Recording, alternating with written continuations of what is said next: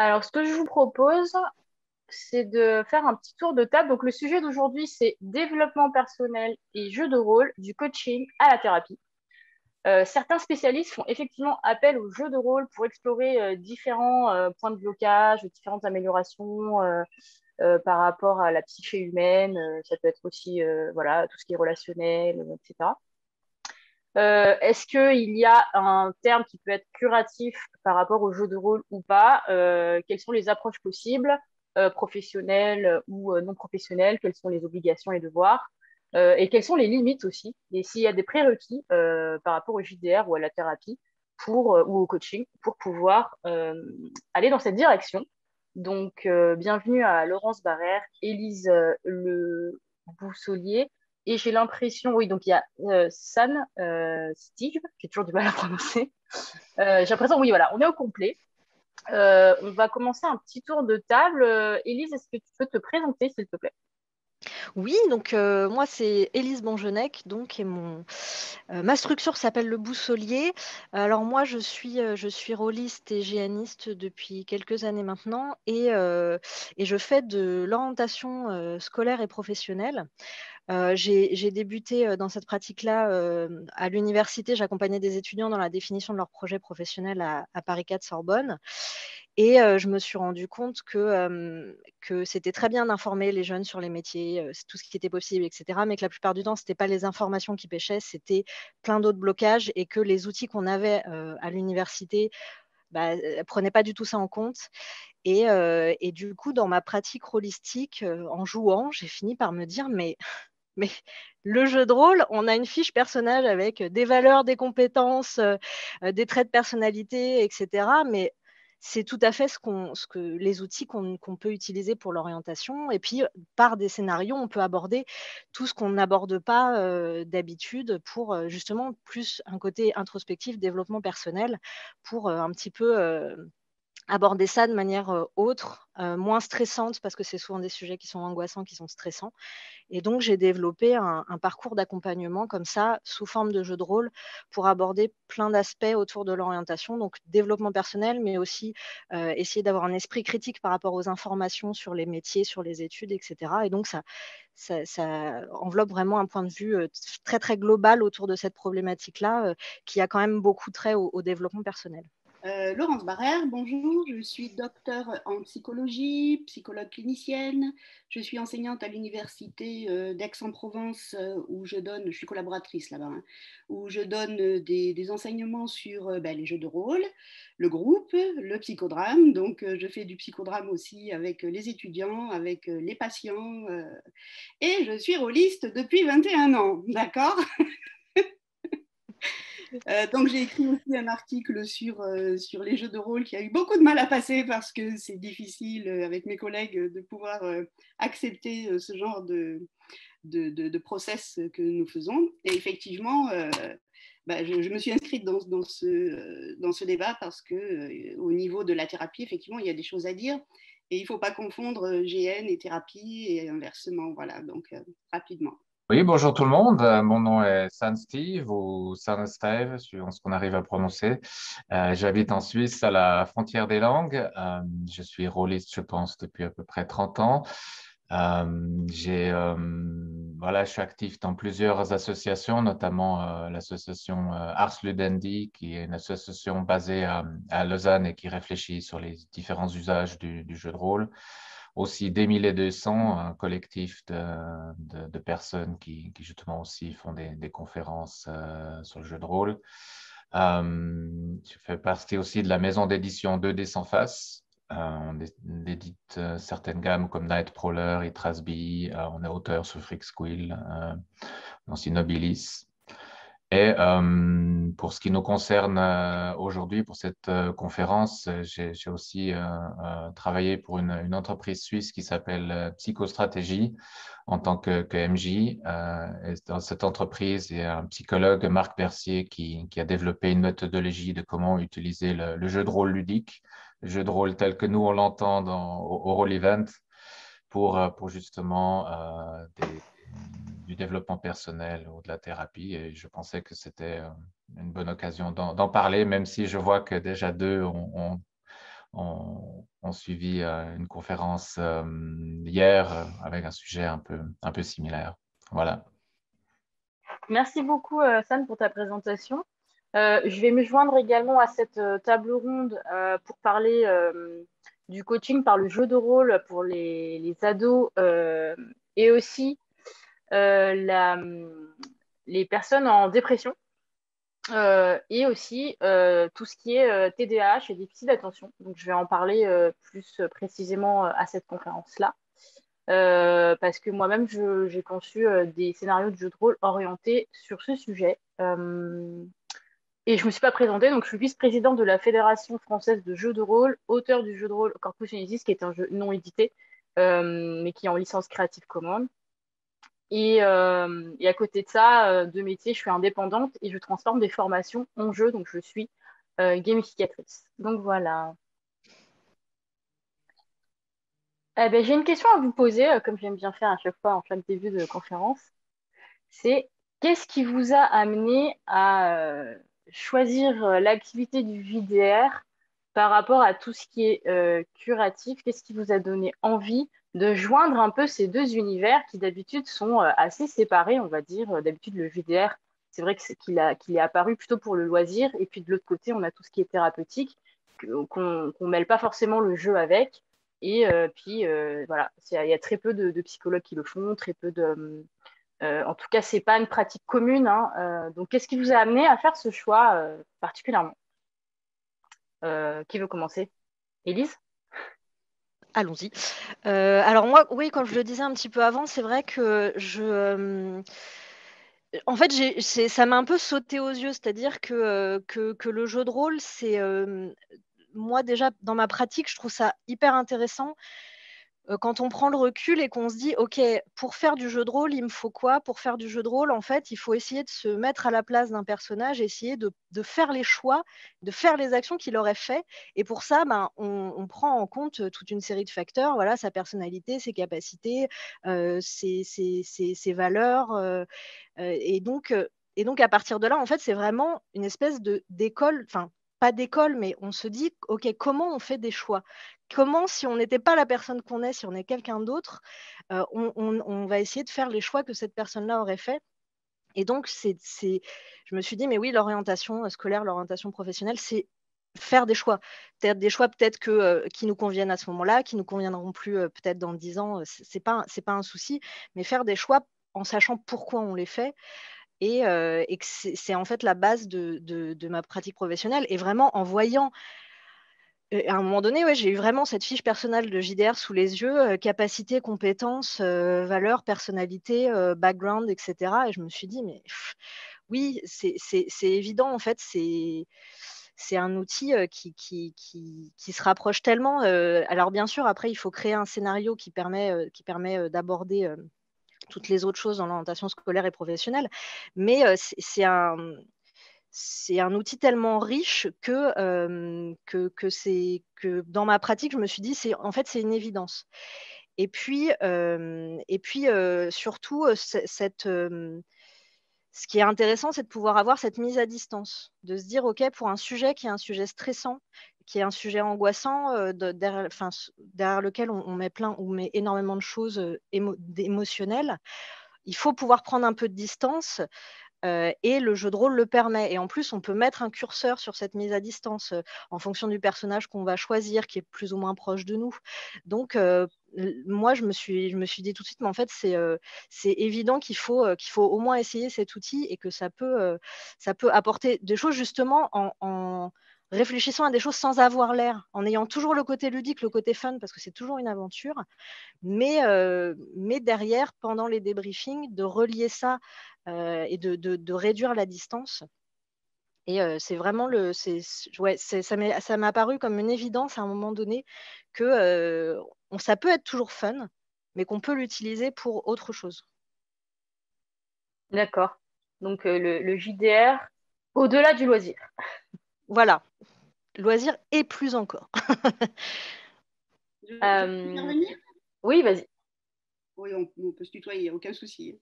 En fait, moi, ce qui m'a interpellée, c'est à l'époque, bon, comme ça fait 21 ans que j'en fais, à l'époque, en 1985, j'arrive à l'université et je vois des gens absolument hallucinants qui parlent d'un monde absolument hallucinant et comme s'ils étaient en train de le vivre, c'était des copains. Et je dis, mais qu'est-ce que vous faites? Vous parlez de quoi? Et ils me disent, mais jeu de plateau. Donc à l'époque, c'était ça. Et puis après, je m'y suis intéressée et les grandeurs nature sont arrivées. Et là, j'ai trouvé que c'était beaucoup plus intéressant et je me suis mis dans le grandeur nature. Donc pour moi, le grandeur nature, c'est que, comme disait Élise, c'est ça? Voilà. Oui, oui. Comme disait Élise, oui. C'est le fait de pouvoir être quelqu'un d'autre, faire autre chose, utiliser des compétences qu'on a mais qu'on ne sait pas qu'on a et pouvoir entrer dans la peau d'un personnage comme si on était en train de jouer un rôle, comme si on était des acteurs. Et c'est Moreno, à la base, dans les années 60, qui a inventé le jeu de rôle. À l'époque, lui, il faisait du théâtre de la spontanéité, et il avait mis en commun des jeunes femmes, des jeunes hommes, etc. Et il a vu qu'il y avait une abréaction, et que cette abréaction, donc le fait de pouvoir sortir ce qu'il y avait à l'intérieur, permettait de pouvoir aller mieux et faire des choses différentes de ce qu'on faisait avant ce jeu de rôle. Après, il a transformé le jeu de rôle en psychodrame, donc c'est pour ça que j'ai suivi cette psychothérapie-là, hein, on peut dire ça comme ça. Et donc, de deux côtés. D'un côté, je fais du jeu de rôle pour pouvoir moi-même sortir des choses que je ne ferais pas dans la réalité, donc pouvoir tester des parties sombres de moi-même, ou pas, hein, d'autres parties que je ne connais pas, comme par exemple, je sais pas moi, la politique. La dernière fois, j'ai fait le Faddington. Au niveau politique, c'est super. On n'a pas le droit de tuer, voilà, mais bon, c'est super. Et donc, en testant ces différentes parties-là, je me suis intéressée au groupe. Et là, je suis tombée sur Moreno. Et maintenant, effectivement, je le fais avec mes patients en libéral. Donc, comment je fais avec mes patients en libéral? Lorsque je reçois une petite jeune fille qui est coincée sur ses jeux vidéo pendant des années, je pense à une de mes patientes, pendant 3 ans, elle est restée bloquée dans sa chambre sur les jeux vidéo et elle n'entrait pas dans la réalité extérieure. Et à ce moment-là, on a utilisé son avatar qu'elle utilisait dans ses jeux vidéo pour voir quelles étaient les compétences qu'elle mettait en place. Et ensuite, le travail qu'on a fait ensemble, c'est de faire en sorte de prendre les compétences qu'elle avait en tant que leader du groupe dans ce jeu vidéo pour pouvoir les mettre dans sa vie réelle et reprendre une activité normale. Voilà. Ah, c'est impressionnant. On reviendra vers toi pour avoir plus de détails. Sam, Donc moi, c'est en fait à la base, je suis et je reste ingénieur. Je suis pas du tout de ces métiers-là. En fait, je suis venu via les jeux de rôle, hein, les jeux de rôle tels qu'on l'entend, les jeux de rôle sur table ou les jeux de rôle ludiques et pas ceux de Moreno. Et je me suis intéressé en fait aux utilisations non ludiques du jeu de rôle, comme le disait Élise, le jeu de rôle s'amuser plus encore. Donc voilà, j'avais déjà regardé, ok, bon, il y a des gens qui l'utilisent en milieu hospitalier, ils l'utilisent pour des animations culturelles, etc. Et tout à coup, il y a eu cette opportunité d'être meneur de jeu pour des parties de jeux de rôle très spécifiques, justement pour des ateliers envers des populations comme des jeunes HPI ou des cadres d'entreprise. Et puis, ben, je m'y suis lancé. Et puis, depuis, voilà, c'est un sujet que je présente dans certains articles ou à certaines conférences. Mais voilà, en fait, mon intérêt est un peu plus large, c'est sur les différentes utilisations du jeu de rôle. Et toi, Diane? alors, moi je suis TDAH, donc j'ai un trouble du déficit attentionnel sans hyperactivité et sans impulsivité. Suite à plusieurs entretiens avec des psychologues qui, pour certains, n'étaient pas spécialisés sur la remédiation cognitive pour les troubles du déficit attentionnel, ils m'ont demandé si j'avais moi-même des stratégies personnelles pour pouvoir pallier à certains soucis. les soucis que j'appelle pas vraiment des soucis, mais bon, on va dire que c'est un trouble puisque c'est appelé comme ça. Donc appelons le trouble trouble. Euh, c'est tout simplement parce que euh, certains cerveaux fonctionnent de manière fourmillante avec une attention multifocus. C'est-à-dire qu'on va s'intéresser à plusieurs points d'attention en temps réel en même temps, alors qu'une personne neurotypique va avoir une attention projetée sur une ou deux choses à la fois. Le problème de penser à plusieurs choses en même temps, c'est qu'en plein milieu de l'action, je risque de me dire, ah, il y a ça, ah, et puis ça, ah, et puis ça, ah, mais je pensais à quoi déjà? Oh là là, je suis désorganisée. Et en fait, on associe souvent la désorganisation au déficit attentionnel. En fait, c'est pas qu'on est désorganisé, c'est qu'on a une attention multifocus et que, de fait, dans la société actuelle, dans la manière de fonctionner, qu'on a de fonctionner dans la majorité des gens, ça n'est pas compatible. Et le jeu de rôle, pour moi, ça a vraiment résolu ce problème, dans le sens où quand on est dans un monde ouvert, on peut se permettre d'avoir une attention multifocus. Ça revient au même que si je vais dans la forêt, en fait. Quand on va dans la forêt, on doit être vigilant à 360 degrés, donc on a toujours tous les capteurs ouverts, sensoriels. Une personne neurotypique, elle va regarder où elle va. Elle va pas forcément, enfin, elle peut bien sûr, mais de manière générale, on a une proportion plus facile à l'hypersensorialité, on va appeler ça l'hypersensibilité, à ne pas confondre avec l'hyperémotivité. Donc je me suis beaucoup intéressée à ces différences et nuances entre l'émotion, les sens, la concentration, etc. Parce que c'est des choses qu'il ne faut pas mélanger. Et moi, je faisais un petit peu le micmac de tout avant. Et quand on a compris ça, on arrive mieux à se gérer soi-même. Et le jeu permet vraiment de se réapproprier des méthodes qui nous vont à nous pour se concentrer, pour faire des stratégies, pour sociabiliser, pour réfléchir à un plan d'action, parce que les aventures de jeux de rôle, bah, c'est composé un peu de tout ça. Et je me suis dit, mais c'est génial parce qu'en plus, on le fait en s'amusant, donc on produit de la dopamine, et donc on va prendre du plaisir à apprendre, et c'est ça qui permet une meilleure plasticité du cerveau et l'ancrage des nouveaux apprentissages. Donc moi, ça a changé ma vie, le jeu de rôle. Voilà. Ce que je vous propose, c'est de rentrer un petit peu dans les détails sur votre approche. Donc, ce que j'aimerais bien savoir, c'est vos méthodes, comment vous y êtes pris, est-ce que vous avez des processus spécifiques, un cas concret, un exemple de ce que vous avez rencontré, qui veut se lancer. Donc, par rapport à ce que tu viens de dire, mais je suis à 100% d'accord. Alors, je travaille avec les enfants autistes, mais aussi je travaille avec les populations au potentiel intellectuel.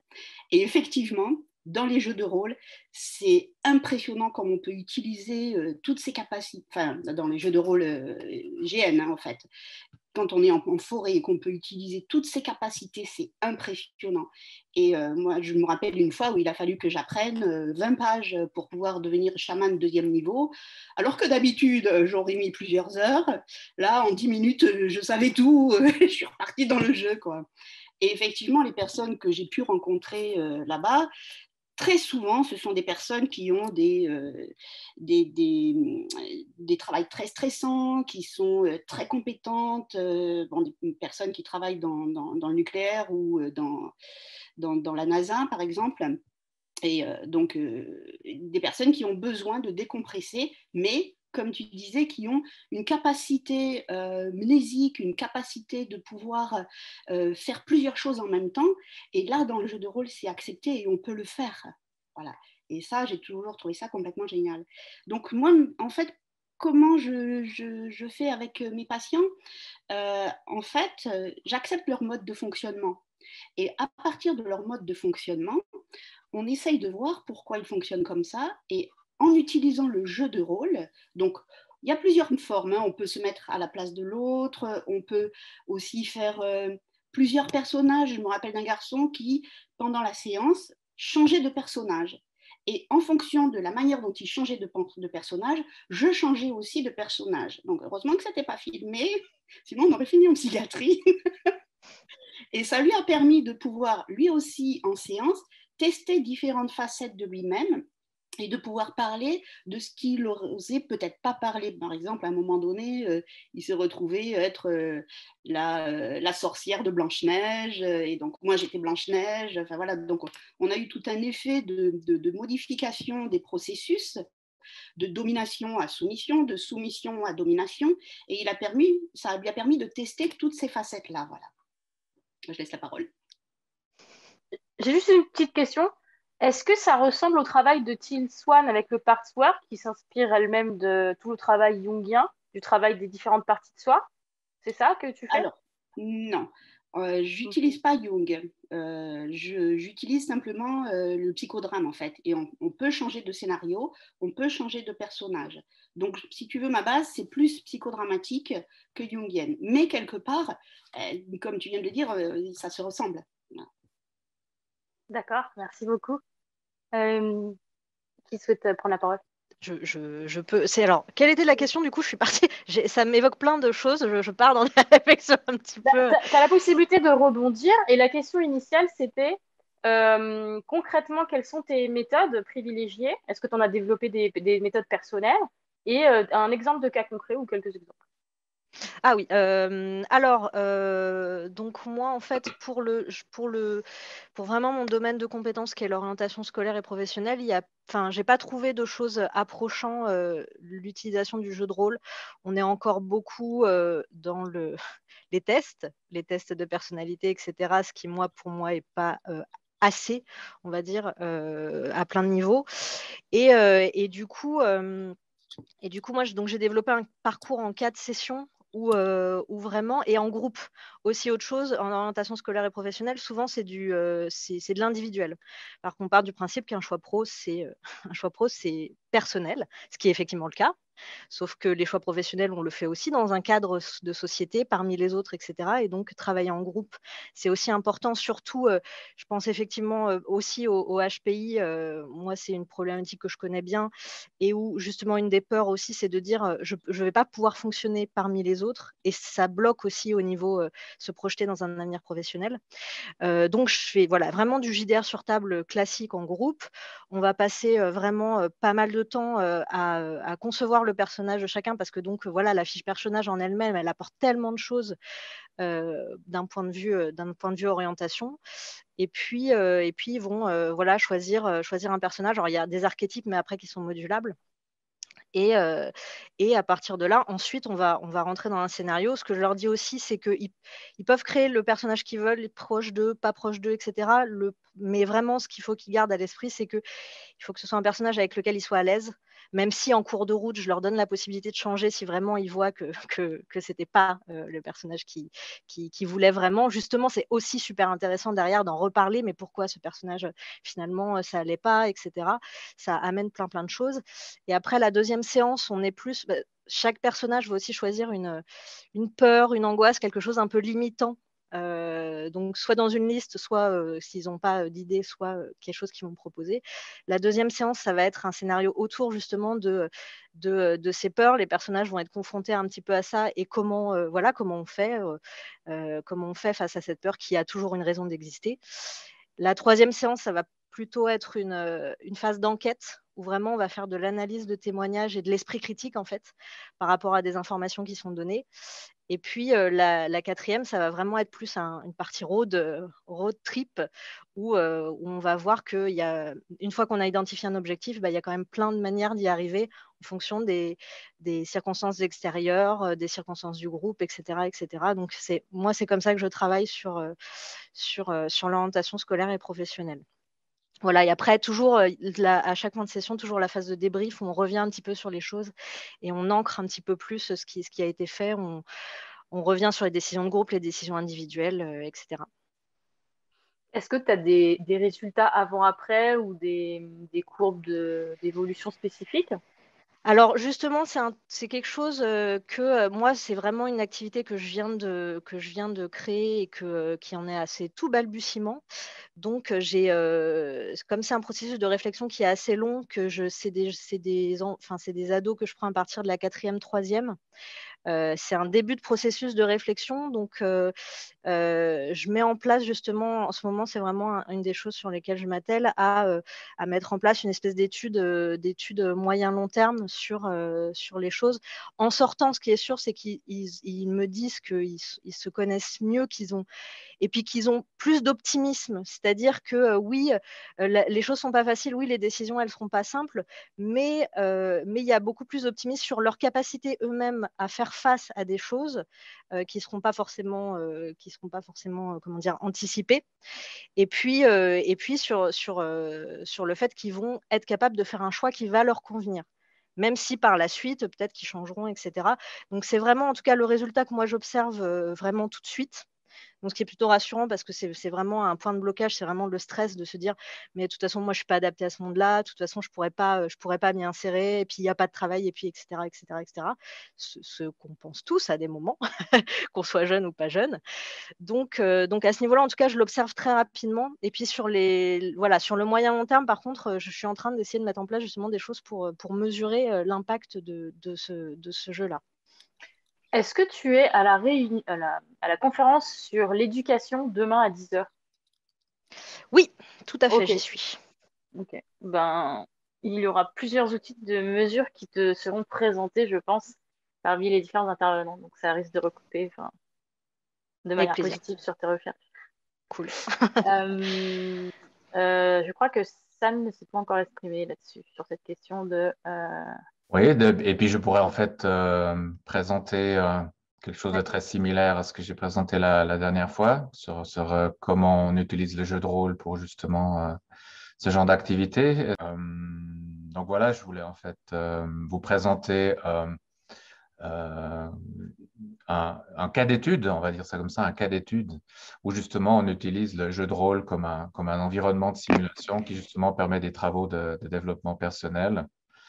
Et l'idée, c'est sur quelques slides, partir du principe, pourquoi est-ce que le jeu de rôle constitue un tel outil, un tel environnement de simulation qui permet ce genre de travaux. Et ensuite, vous montrer quelques cas d'études qui sont des ateliers. Bon, ici, c'est marqué carte d'entreprise, mais en fait, il y en a trois. Trois ateliers pour des publics différents de l'entreprise Psychostratégie SA qui est basée en Suisse et pour laquelle j'ai travaillé en tant que meneur de jeu. Donc, pourquoi est-ce que le jeu de rôle pourrait être considéré comme un principe plutôt comme un système de simulation? Ben, le jeu de rôle tel qu'on le connaît chez les rôlistes, ça permet en fait une observation, une analyse des participants. Donc, on a vraiment autour de la table les joueurs qui sont en interaction les uns avec les autres.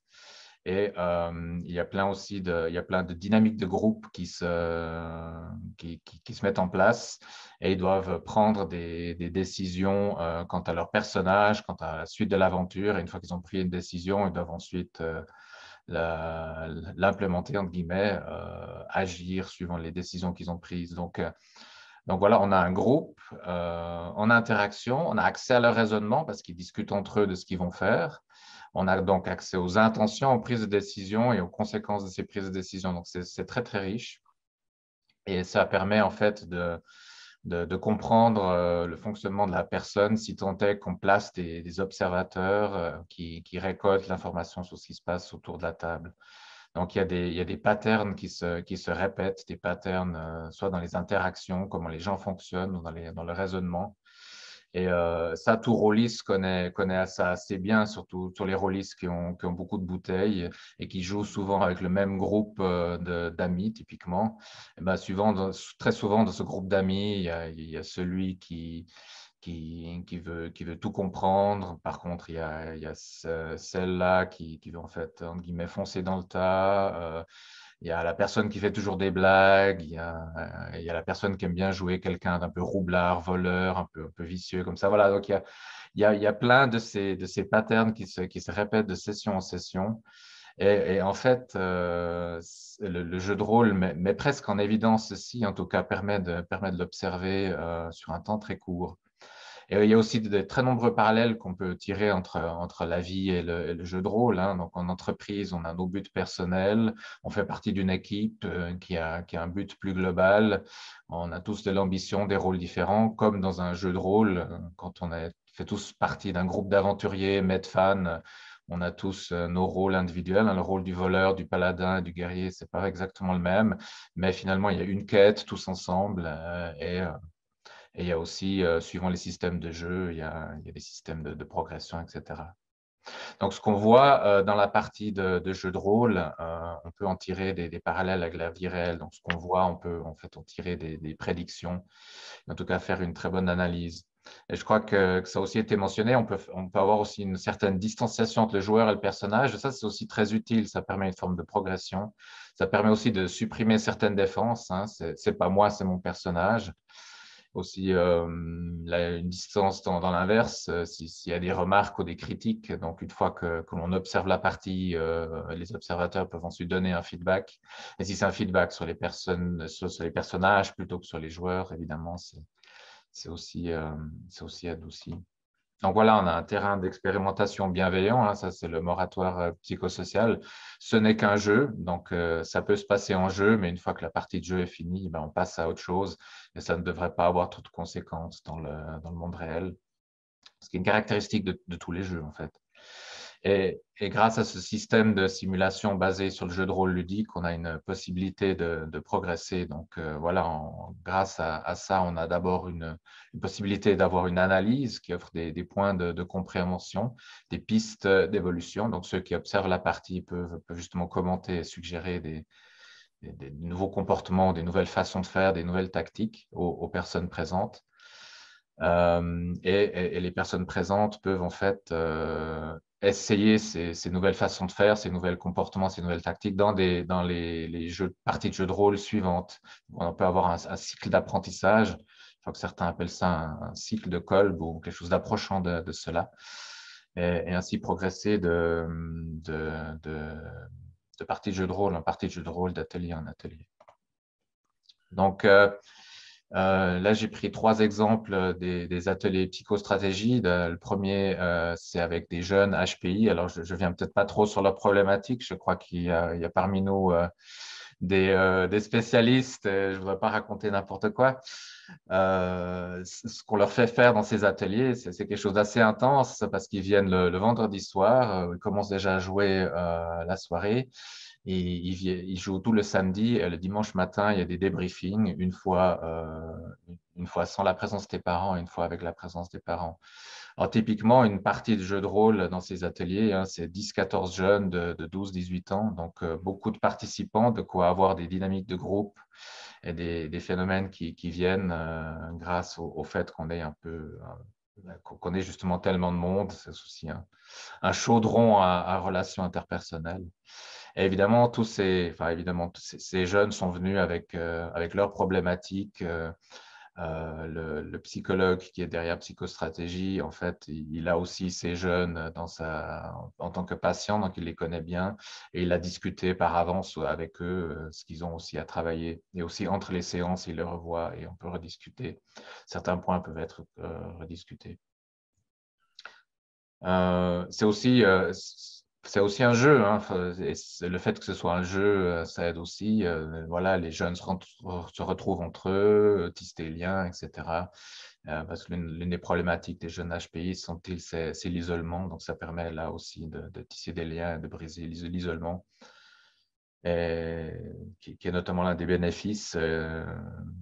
Bénéfice aussi, c'est que chacun comprenne mieux son comportement et ses conséquences sur les autres. Sur comment ils sont vus, sur comment ils sont perçus, et puissent en fait adapter leur comportement, leur façon de faire, leur façon d'interagir, et avoir ainsi des meilleures interactions avec les neurotypiques. Donc ça, c'est un exemple avec les jeunes HPI. Et ensuite, il y a aussi d'autres ateliers avec des enfants Asperger. Donc là, en fait, il y a 2 séries d'ateliers. Il y a des ateliers, disons, pour jeunes enfants. Hein, c'est la première série d'ateliers, plutôt de 8-13 ans. Et là, c'est en fait pour apprendre la base des codes sociaux, des interactions sociales. Donc, autour de la table, le meneur de jeu va en fait presque surjouer les PNJ afin qu'on identifie bien les tenants, les aboutissants, les intentions, les émotions des PNJ. Et il s'agira aussi autour de la table de reprendre certains enfants qui peut-être dans leur ne maîtrisent pas en fait tous les codes sociaux, des codes de communication. Donc il y a aussi des aides meneurs de jeu qui sont présents tant aux ateliers pour les HPI que les enfants Asperger. Et une fois que ces codes sociaux, ces codes de communication sont appris, on peut en fait passer à d'autres séries d'ateliers qui sont pour des Asperger un peu plus âgés, typiquement 14-18 ans. Et puis là, justement, dans le scénario de jeu de rôle, on va viser certaines compétences à entraîner. Alors, il s'agira peut-être d'aller dans un village médiéval fantastique où le chef du village, justement, a des gros problèmes. Il y a peut-être des négociations à faire ou alors il y a des parties en conflit, chose qui est en fait très difficile pour les Asperger à aborder, enfin, en tout cas certains d'entre eux. Et justement, grâce à ce genre de scénarios qui sont définis, qui sont prévus pour travailler certains de ces aspects-là de relations sociales. Donc, le bénéfice de ces séries d'ateliers, c'est justement la réduction des différences entre les Asperger et les neurotypiques qui empêchent justement l'interaction dans la société et aussi ça peut leur permettre de mieux comprendre les neurotypiques. D'ailleurs, certains enfants Asperger qui ont très bien réussi ce parcours passent ensuite, entre guillemets, dans les ateliers pour jeunes HPI et poursuivent là. Troisième exemple, c'est en fait des ateliers pour cadres d'entreprise, hein, donc une population toute différente. Donc là, on a des cadres d'entreprise de la Suisse romande, la Suisse francophone. Donc, il faut imaginer un mélange entre des cadres de multinationales, d'organisations non gouvernementales comme on peut en avoir à Genève, de PME, d'entreprises horlogères, etc. Et vraiment, ce sont des cadres qui, voilà, ils ont fait des audits, ils ont de l'expérience et ils voudraient travailler certains points. Ils ont peut-être des problèmes spécifiques, que ce soit de gestion d'équipe, de résolution de conflits, de passage de l'information, que sais-je. Et justement, grâce à ces parties de jeu de rôle, on va en fait voir ce qui pourrait, entre guillemets, clocher, ou là où ils sont moins bons, et leur donner un feedback, et ainsi ils pourront améliorer leur tactique et stratégie d'intervention dans leur entreprise. Là, évidemment, il faut s'adapter au public. On ne peut pas les mobiliser tout un week-end. Donc, il s'agit de 6 séances d'environ 3 heures qui incluent justement des débriefings. Quelques mots sur la structure du jeu. Donc, ce sont en fait des setups ou des façons de faire qui sont communs aux 3 ateliers. Donc, évidemment, il y a un meneur de jeu. Évidemment, il y a des joueurs. Mais il y a aussi des assistants maîtres de jeu, des AMJ. Ce sont des personnes qui aident à la fluidification du jeu. Donc, les règles, ça, c'est pas ce qui nous intéresse. Passer trop de temps à gérer les figurines, les décors, etc., etc. Voilà, ça, il faut que ce soit fait le plus rapidement possible pour se focaliser sur ce qui est intéressant. Ça, c'est une partie de leur travail aux assistants meneurs de jeu. L'autre partie, c'est d'aider les joueurs parce que justement, ces assistants meneurs de jeu, ils ont typiquement un parcours dans ces ateliers, donc ils savent de quoi il s'agit, ils savent comment ça fonctionne et justement, ils vont aussi les aider à les faire réfléchir sur leurs objectifs, sur leur comportement, sur leurs interactions.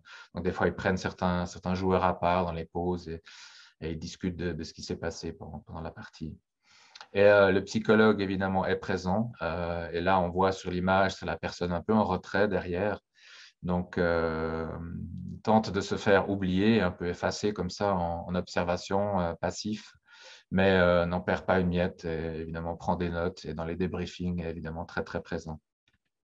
Donc, juste pour mentionner, hein, il ne s'agit pas de psychodrame, on n'est pas en train de refaire, voilà, le groupe de joueurs, c'est un département XY de l'entreprise, ou bien c'est l'école, ou bien c'est l'enfant avec les parents. Non, pas du tout, c'est vraiment du Medfan basique, inspiré de Donjons et Dragons tel qu'on le connaît.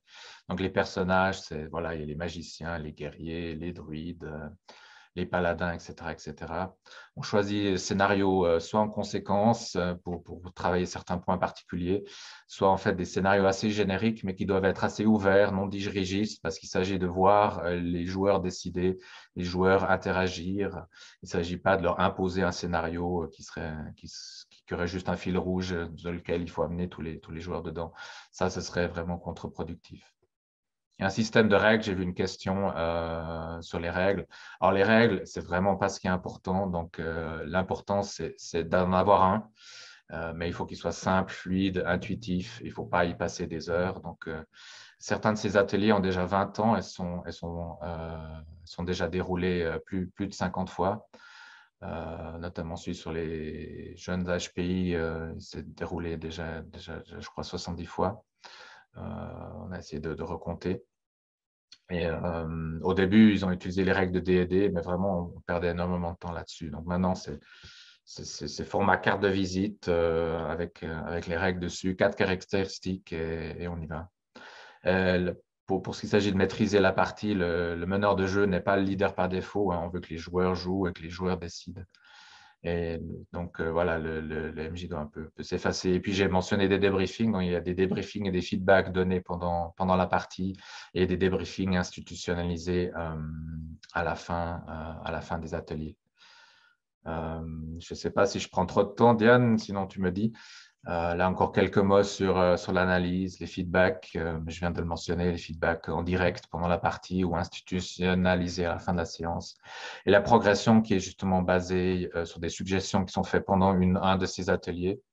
Et justement, pendant l'atelier suivant, les parties de jeu de rôle suivantes, on peut voir déjà des progressions parce que les personnes ont pris ce feedback, y ont réfléchi et vont tenter pendant ces nouvelles séances de jeu de rôle de tester de nouveaux comportements, de nouvelles façons de faire, de nouvelles tactiques. Donc, on peut en fait de séance en séance voir une progression.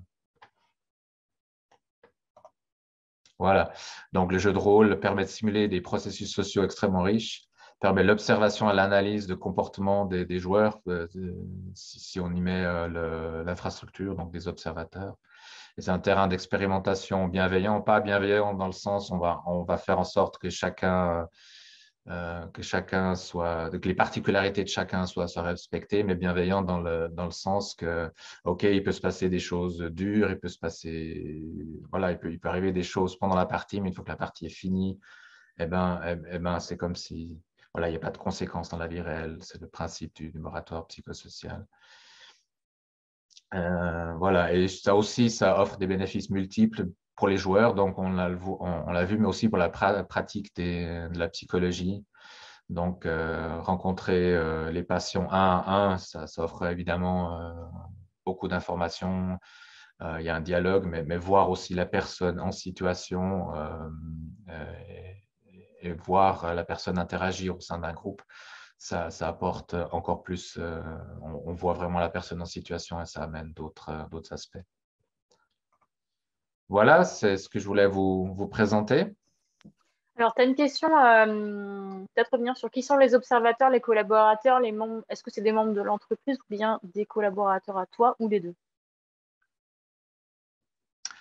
Alors, voilà. Donc, l'observateur, qui est aussi le psychologue, ils sont de psychostratégie SA. Les meneurs de jeu, ça peut être entre guillemets des mercenaires comme moi qui viennent pour animer une partie ou une autre, qui évidemment sont au courant du pourquoi, du comment et du fonctionnement. Les assistants maîtres de jeu, ce sont souvent d'anciens joueurs qui ont fait une partie du parcours et qui endossent ce nouveau rôle dans lequel ils peuvent aussi apprendre encore plus. Mais oui, donc dans l'encadrement, il y a un mélange entre employés de psychostratégie et d'anciens joueurs. Ouais. Ok. Est-ce que tout le monde a pu intervenir et dire ce qu'il souhaitait dire par rapport à vos cas concrets, vos exemples et vos pratiques? Ou est-ce que vous avez encore des choses à rajouter? Là, je m'adresse à tout le monde. Oui, moi j'aurais quelque chose à rajouter Ouais. parce que j'ai l'impression de ne pas m'être bien exprimée sur le psychodrame en fait. J'ai parlé de Moreno parce que c'est lui qui est à la base et c'est lui qui a inventé le terme, etc. Mais en fait, celui que je pratique à la lumière de ce qu'a dit Sam et de ce qu'il nous a montré, en fait, moi je pratique le psychodrame psychanalytique de groupe en fait. Donc c'est tout le mouvement psychanalytique qui s'est saisi du groupe et qui a étudié la dynamique de groupe. Donc ça, c'était Lippitt White, etc., américains. Et donc, en fait, ils ont analysé donc CKS, Séanzieux, Bion, ça vous dit quelque chose ou pas, je ne sais pas. Et tu pourras nous mettre les références dans la discussion tout à l'heure. peut-être pour l'orthographe plus tard. Ok, ok. Et donc, en fait, ça ressemble à ce que tu dis, Sam, c'est-à-dire que quand tu dis que chacun dans le groupe est toujours investi quelque part du même rôle et en fait, on retrouve des mouvements similaires, eh bien, KS, lui, il a appelé ça des fonctions phoriques. Donc, dans le groupe, il a montré que quelqu'un est toujours porteur de quelque chose du groupe. Et en fait, il y a le porte-parole, par exemple, ou le porte-mort. Comme tu disais, le rigolo, bon, ça va être le porte-rire, j'invente hein, là. Hein. Et effectivement, dans le psychodrame que je pratique, on analyse les mouvements du groupe qui correspondent à une certaine personnalité des différents joueurs. Et donc, le cadre de ce psychodrame particulier, c'est que en fait, on décrit un scénario. Alors, il n'y a pas de support matériel, c'est tout dans la tête. Donc, on est comme toi, en cercle, et on décide d'un scénario. Chacun va y mettre sa touche. Et au bout d'un moment, quand le scénario est suffisamment construit, on va dans l'ère de jeu. Et dans cette ère de jeu, on joue le rôle qu'on a défini et on joue le scénario qu'on a défini. Mais évidemment, il ne se passe jamais ce qu'on a défini. Et il y a plein d'interactions, plein de choses. Une fois que le jeu est arrêté, à ce moment-là, c'est le moniteur qui arrête le jeu. On revient dans l'espace de discussion et là, on débriefe. Et après, on refait un autre jeu. Enfin, voilà, ça dure environ 2 heures, effectivement. Et là, au fur et à mesure qu'on fait des psychodrames, donc la rythmicité, c'est tous les 15 jours chez nous. Et en fait, tous les 15 jours, on fait un psychodrame et effectivement, on voit les processus se débloquer ou évoluer au niveau des différents joueurs. En fait, voilà, c'est ça. Et je fais aussi ça avec des enfants autistes et très régressés en hôpital de jour. Donc là, le cadre est un petit peu différent. Mais on a eu des trucs incroyables où on a vu des enfants qui étaient mutiques arriver et puis dire je suis le médecin, dans la symbolique, en faisant semblant de faire la piqûre à l'autre pour le régénérer parce qu'il était mort. Enfin voilà, c'est un truc assez impressionnant. Et dont un qui s'est mis à parler à la fin, bon, un sur combien, on ne sait pas, mais bref. On a réussi justement à faire en sorte de débloquer des choses et de créer en fait un lien social, comme tu disais, par rapport à l'autre, comment il est vu. Donc là, ce jour-là, ce garçon, il a été vu comme le sauveur du groupe, puisqu'il venait, il était le docteur qui venait sauver l'autre qui était en train de mourir, quoi. C'est quand même pas rien, quoi. Voilà. Oui, c'est vrai, donc on voit bien les dynamiques de groupe et on peut travailler là-dessus. Et ce qu'on voit typiquement avec les ateliers HPI, ceux qui commencent, ben voilà, on a une dynamique de groupe qui s'installe, mais voilà, parmi ceux qui commencent, il y en a vraiment, on ne les voit pas du week-end. Hein. Au feedback, à la séance de feedback, on est obligé de dire, bon, ben, toi, ben, ton personnage, on ne l'a pas vu, on ne l'a pas entendu, tu étais où? Et puis justement en train de travailler, au bout d'un moment, ben justement de séance en séance, ils deviennent plus actifs et ils peuvent prendre justement des rôles dans la dynamique de groupe, que ce soit celui qui propose ses idées, parce que ben, finalement ces gens sont quand même intelligents et ont des bonnes idées et qui peuvent aider tout le groupe. Alors voilà, ils essayent de proposer des idées. Ensuite, oui, mais voilà, tu as proposé des idées, mais personne ne t'a écouté. Est-ce que tu as remarqué ça? Par exemple. Hein. Mais en fait, il faut que tu les proposes ces idées, il faut que tu les proposes au bon moment, à la bonne personne, etc. Donc voilà, de séance en séance, bon là, on se focalise sur la dynamique de groupe, bien sûr. Ben voilà, ils vont peut-être aussi faire celui voilà, ils organisent des tours de table, ils sont plus coordinateurs, ou bien ils se mettent juste à la droite du leader pour justement amener les idées à la bonne personne, jusqu'à ce que peut-être à un certain moment, ils essayent aussi de prendre la position du leader.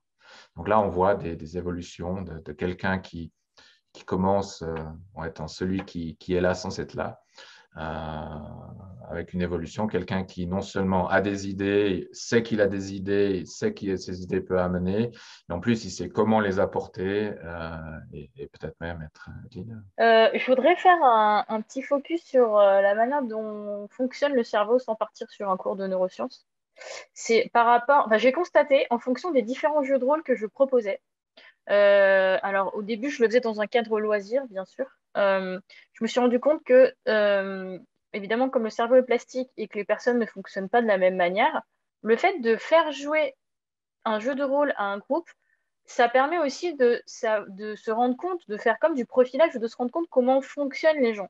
Et du coup, en temps réel, si on a la possibilité, d'adapter les situations, les petites quêtes, enfin sans forcément altérer l'intrigue majeure, parce que sinon les gens ils comprennent plus ce qu'il y a à faire, mais en fonction de pouvoir les pousser un peu plus loin, les challenger un peu plus, de manière individuelle. Donc ils ont à la fois des quêtes personnelles et à la fois des quêtes collectives. Donc je m'explique, si par exemple la quête collective, c'est de retrouver un porté disparu à 3000 km dans le désert, et que sous forme de démo, enfin, ils ont décidé d'eux-mêmes de manière démocratique de dire bah, il n'y a pas de chef et on fonctionne par vote selon les décisions qu'on prend.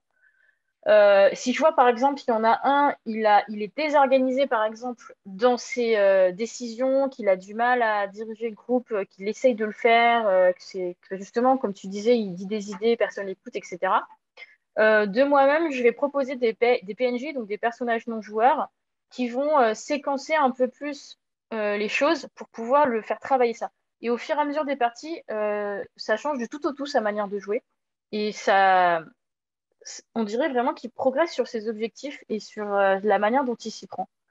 Euh, Pourquoi je montre cette image? C'est parce que il y a des personnes, par exemple, qui misent tout sur le cortex. Ils vont dire oui, mais il faut être concentré, il faut planifier, il faut tout anticiper. Et bien à lui, je vais lui mettre beaucoup d'imprévus qui vont plutôt stimuler son cervelet pour le coup. Ah ben tiens, instinctivement, tu ferais quoi là? Ah, mais je suis voilà, dans ma zone de panique, mais on n'a pas prévu, j'aime pas les trucs imprévus. Ben, au fait, finalement, à force, ben, les trucs imprévus, il s'y habitue, quoi. Que c'est plus du tout un problème. C'est presque l'intégration voilà, c'est de l'intégration par la pratique. Parce qu'on aura beau lire plein de bouquins sur coacher votre cerveau, à un moment donné, si on ne pratique pas, ça ne devient pas un automatique. Et du coup, on a un épuisement mental de devoir constamment faire des efforts pour apprendre quelque chose, pour intégrer, ancrer quelque chose. Et en fait, le jeu de rôle, bah, ça fait travailler tout ça. Les TDAH, par exemple, c'est tout ce qui est cortex prémoteur organisation. Nous, on va utiliser nos sentiments, tout le lobe préfrontal, on va utiliser les sentiments. Et ça va directement se mélanger avec nos décisions, le système limbique. C'est comme si, au lieu de faire cortex, le préfrontal, prémoteur et exécution, c'est-à-dire au lieu de faire le trajet, on ressent quelque chose, on organise nos idées et après on fait, on a tendance au lieu que ça soit un trait, ben, ça fait comme une étoile en fait. Ou décision, mémoire, organise. Et en fait, on est un peu comme ça. Parce que ça va tellement vite, on n'a pas le temps de séquencer notre pensée. En jeu de rôle, comme de toute manière, il y a un tour de parole et qu'il faut laisser le temps aux gens de s'exprimer avant Ça me laisse le temps de tourner ma langue cette fois dans ma bouche avant de prendre une décision. Et du coup, ça me force. Donc, c'est comme ça que ça m'entraîne. Au début, ça va me forcer. Donc, au début, ça va être un peu désagréable parce que je vais être là en train de sauter sur ma chaise. Donc, on va dire, elle est folle, elle est complètement agitée sur sa chaise, elle est hyperactive et tout. C'est parce que je veux agir tout de suite, mais je peux pas. Donc, je vais laisser déposer mon idée dans ma tête. Et après, je vais pouvoir prendre ma décision parce que de toute manière, c'est pas à mon tour de jouer. Donc, je me dis que le jeu de rôle, finalement, ça permet de donner un contexte, de donner ouais, une base, des règles, comme on disait tout à l'heure, il y a des règles de jeu qui permettent en fait de travailler successivement les différentes parties de ton cerveau et grâce aussi à l'expérience du maître du jeu, chaque joueur peut aussi se voir un parcours personnalisé grâce au MJ en disant ok, moi je sais que lui il n'arrive pas à faire face aux imprévus donc je vais lui mettre des petits trucs pour qu'il s'entraîne et tout. Donc on peut coacher personnellement des personnes tout en étant dans un groupe. Et ça c'est pas évident. Il y a beaucoup de coachs qui ne font pas ça, ils font du one-to-one ou alors ils font des trucs de groupe mais tout le monde fait les mêmes activités. Là, le jeu de rôle, c'est l'une des seules solutions que moi j'ai réussi à trouver en tout cas, ou avec laquelle je suis à l'aise en tout cas, où on peut coacher des personnes individuellement, mais dans le même temps avec les autres personnes du groupe. Donc voilà, c'était ce que j'avais envie de dire. L'autre point, c'est que j'utilise le seul écran de maître du jeu que j'ai, c'est celui-là. Alors, c'est pas un écran de maître du jeu, mais c'est ce que moi j'utilise et que je me mets devant les yeux. C'est ma carte que j'utilise quand je fais du jeu de rôle. En fait, c'est des émotions de base. Donc, ce schéma-là, il existe déjà. Vous tapez schéma des émotions de base, vous avez 5 émotions de base, d'accord? Mais autour de ces 5 émotions de base, il y a une infinité de sentiments nuancés, ok?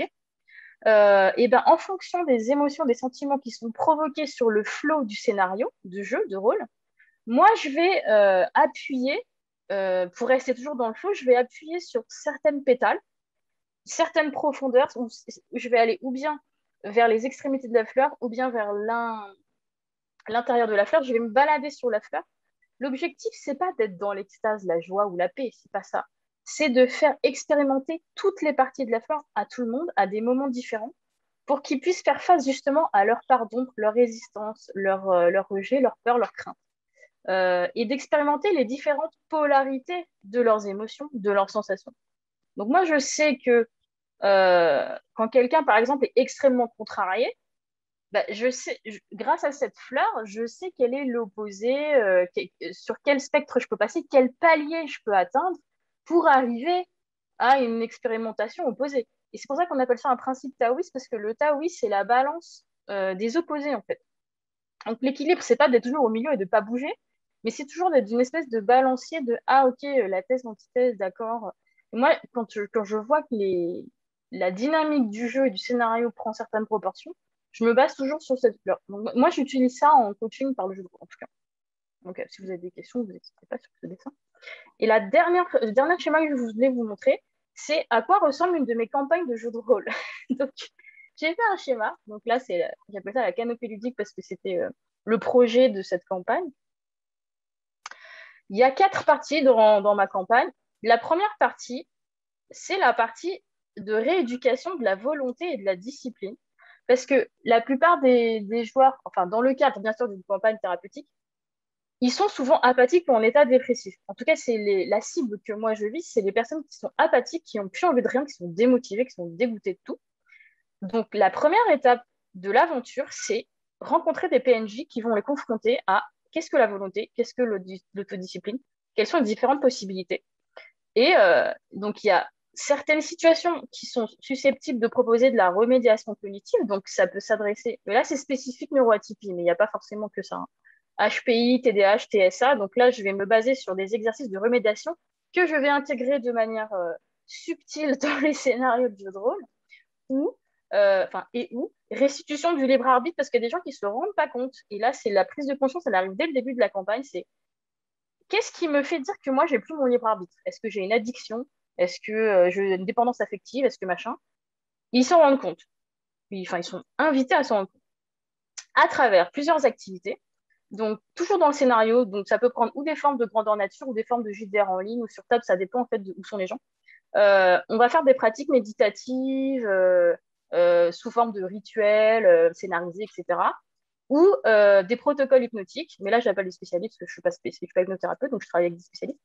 Ou la revue des environnements. Donc, on va faire un petit reminder sur est-ce qu'il y a de la toxicité autour d'eux, comment ça s'appelle, comment on l'identifie, etc., pour qu'ils puissent développer des stratégies qui sont concrètes dans leur vie. Et en fait, chaque semaine, on fait un nouveau scénario, mais avant le scénario, ils nous font le débriefing de ce qu'ils ont appliqué dans la vraie vie. C'est un peu comme un metagame où c'est un peu les super-héros, les héros de leur propre vie. Et dans la vraie vie, ils vont appliquer des vrais exercices que nous, on a vus dans les scénarios de jeu de rôle. Pour que ça ne reste pas que dans la fiction et hop, on reprend ses petites habitudes quand on a terminé la partie. C'est pas ça le but. Et enfin, le renouvellement du paradigme, parce que malheureusement, dans notre vie, des fois, on nous met des injonctions ou des croyances limitantes et on croit des trucs faux sur nous, ou on croit des choses qu'on a appris. En fait, c'est pas ça la vérité. Il n'y en a pas de vérité d'ailleurs. Donc, c'est à nous de choisir ce qu'on veut faire.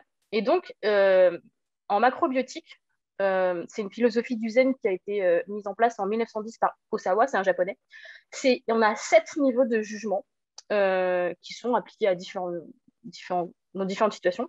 L'idée, c'est pas de dire c'est bien ou pas le jugement, mais parce qu'on en a quand même besoin pour le discernement, mais ça sert à dire ça existe, les voici, identifiez-les, connaissez-les, et comme ça, vous aurez conscience si vous êtes en situation d'autocritique exacerbée sur vous-même ou sur les autres. C'est juste la connaissance de soi, en fait. L'exploration, du coup, déconstruction et reconstruction de son paradigme, ça, c'est hyper facile de le faire en jeu de rôle parce qu'on est dans un monde où on fait un peu ce qu'on veut, donc la réalité est tout autre. Et puis, bien sûr, quelques pratiques, effectivement, où la personne elle va incarner différentes parties d'elle-même avec différentes fiches de personnages, mais c'est eux qui vont faire leur propre fiche de personnage en fonction des différentes parties d'eux-mêmes qu'ils arrivent à tirer, en fait. Mais l'idée, c'est pas de créer 50 000 personnages différents, c'est d'en faire juste 2-3, ceux qui ne s'entendent pas entre eux, vous voyez ce que je veux dire?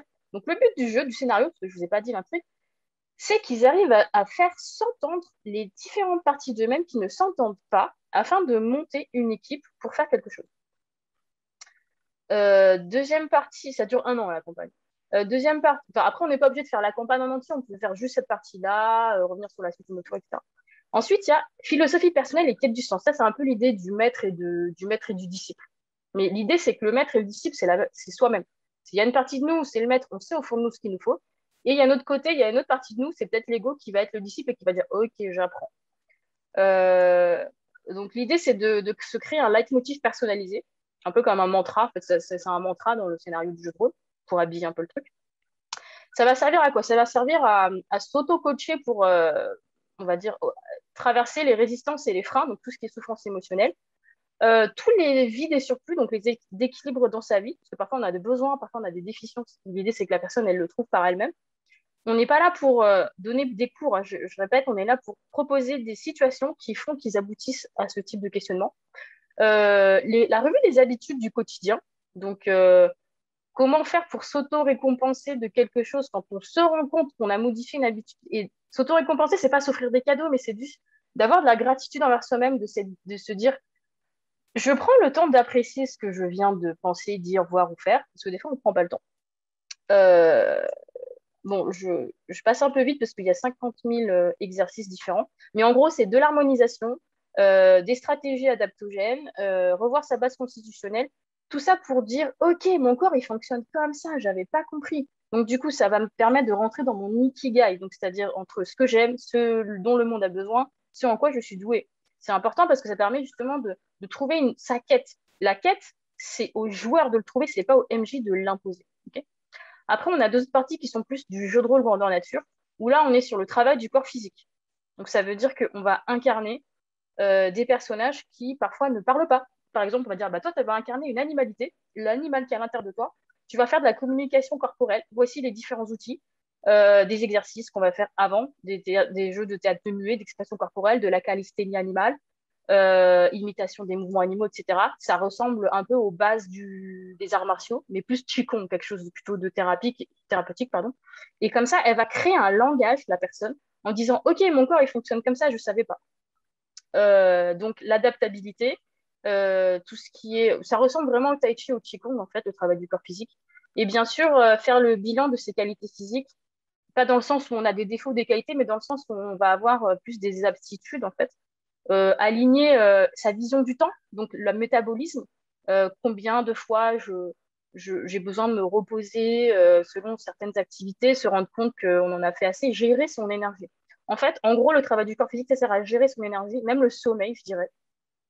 Et la dernière partie, et après j'ai fini avec ma présentation, c'est l'alimentation. Parce qu'en jeu de rôle, d'habitude, ça n'influe jamais sur la vraie alimentation des gens. Mais en fait, moi, ça m'avait fait tilter parce que quand on était à fond dans un jeu de rôle, quand j'étais joueuse, à un moment donné, il y a quelqu'un qui dit, on a faim, bon, on s'achète des pizzas à l'arrache, on mange n'importe quoi, on s'en fout, ce qui compte, c'est de ne pas perdre du temps sur la partie. Je fais, mais attendez, moi je suis désolée, si on mange n'importe quoi, juste parce que la priorité c'est de jouer, moi je vais passer un mauvais moment parce que je vais avoir mal au ventre. Enfin, je veux dire, quand je joue, j'aimerais que mon corps il soit bien, vous voyez. Donc du coup, ça avait pas l'air de les déranger de manger n'importe quoi, alors que moi, quand j'ai envie de jouer, c'est parce que je me sens bien que je suis disposée à jouer et non pas je joue bien et on verra après comment on se sent. Vous voyez, enfin, ça n'a pas de sens en fait. Donc du coup, je me suis dit, bah, je vais intégrer pas un régime, un apprentissage de qu'est-ce que la nutrition dans les scénarios de jeu de rôle. Parce que son personnage, pour gagner des points d'énergie, il a besoin de s'alimenter d'une certaine manière. Et en fait, on va les appliquer pour de vrai dans la vraie vie par rapport à la saisonnalité des aliments, l'énergie vitale des aliments, quelles sont les synergies par rapport aux cuissons. Enfin, c'est une vraie science, en fait, alchimique presque. Et je trouve ça hyper dommage que ce savoir se soit perdu avec les générations et qu'aujourd'hui, on ne sait plus à quoi sert un aliment. Enfin, ça ne sert pas juste à se nourrir, ça sert à gagner tel type d'énergie à tel moment. Si on a besoin de se concentrer, il y a tel type d'aliments, il y a une liste précise qui peut être bien dans des proportions précises. Et ça, c'est vraiment un savoir hyper précieux qu'on oublie et je trouve ça trop dommage. Les proportions dans l'assiette en fonction de son propre métabolisme. Et surtout, le truc qu'on fait jamais en Occident, c'est la vitesse de mastication. Mais vous avez vu à quelle vitesse on mange aujourd'hui? En 10 minutes, on a mangé entrée plat dessert. Bah moi, je suis désolée, je peux pas, quoi. Ça me fait mal au ventre.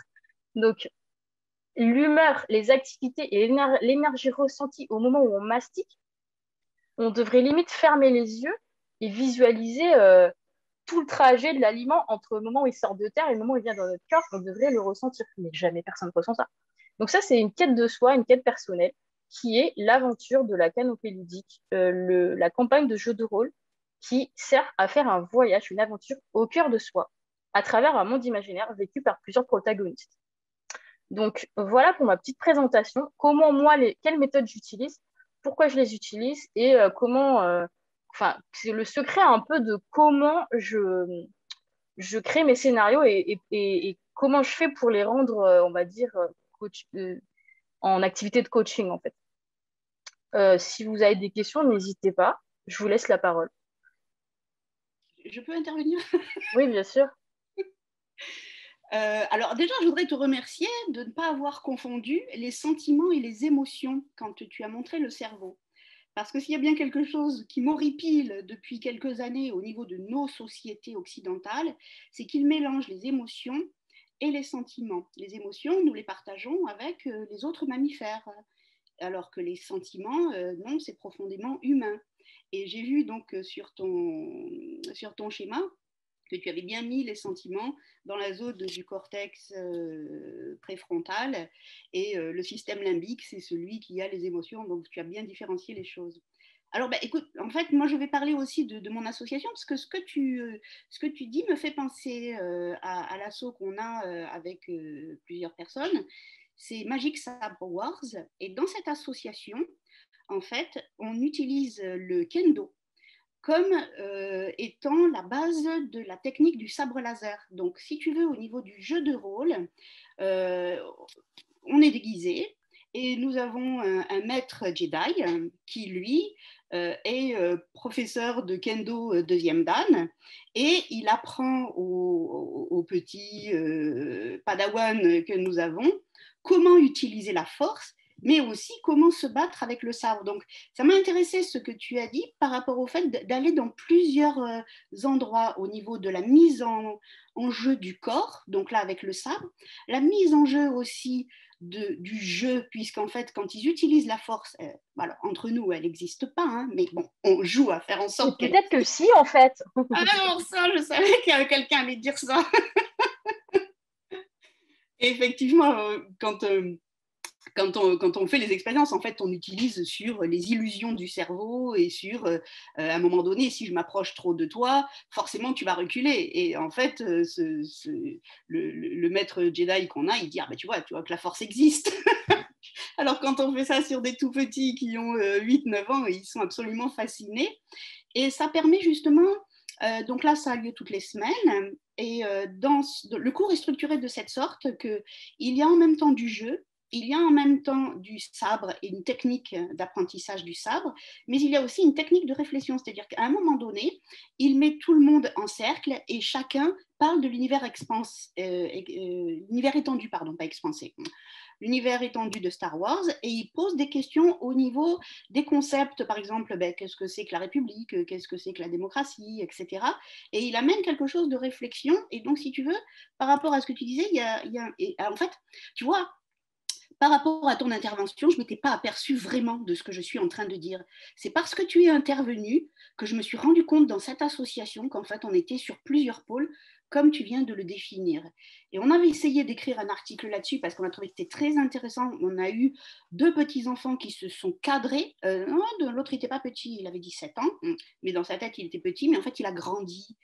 Et on s'est dit, mais là, il se joue quelque chose au niveau de la transformation des processus psychiques et de cette réappropriation de quelque chose qui est à l'intérieur, mais qui ne s'était pas développé. Et on a essayé de faire un article, mais on n'avait pas compris tout ce que tu viens de dire.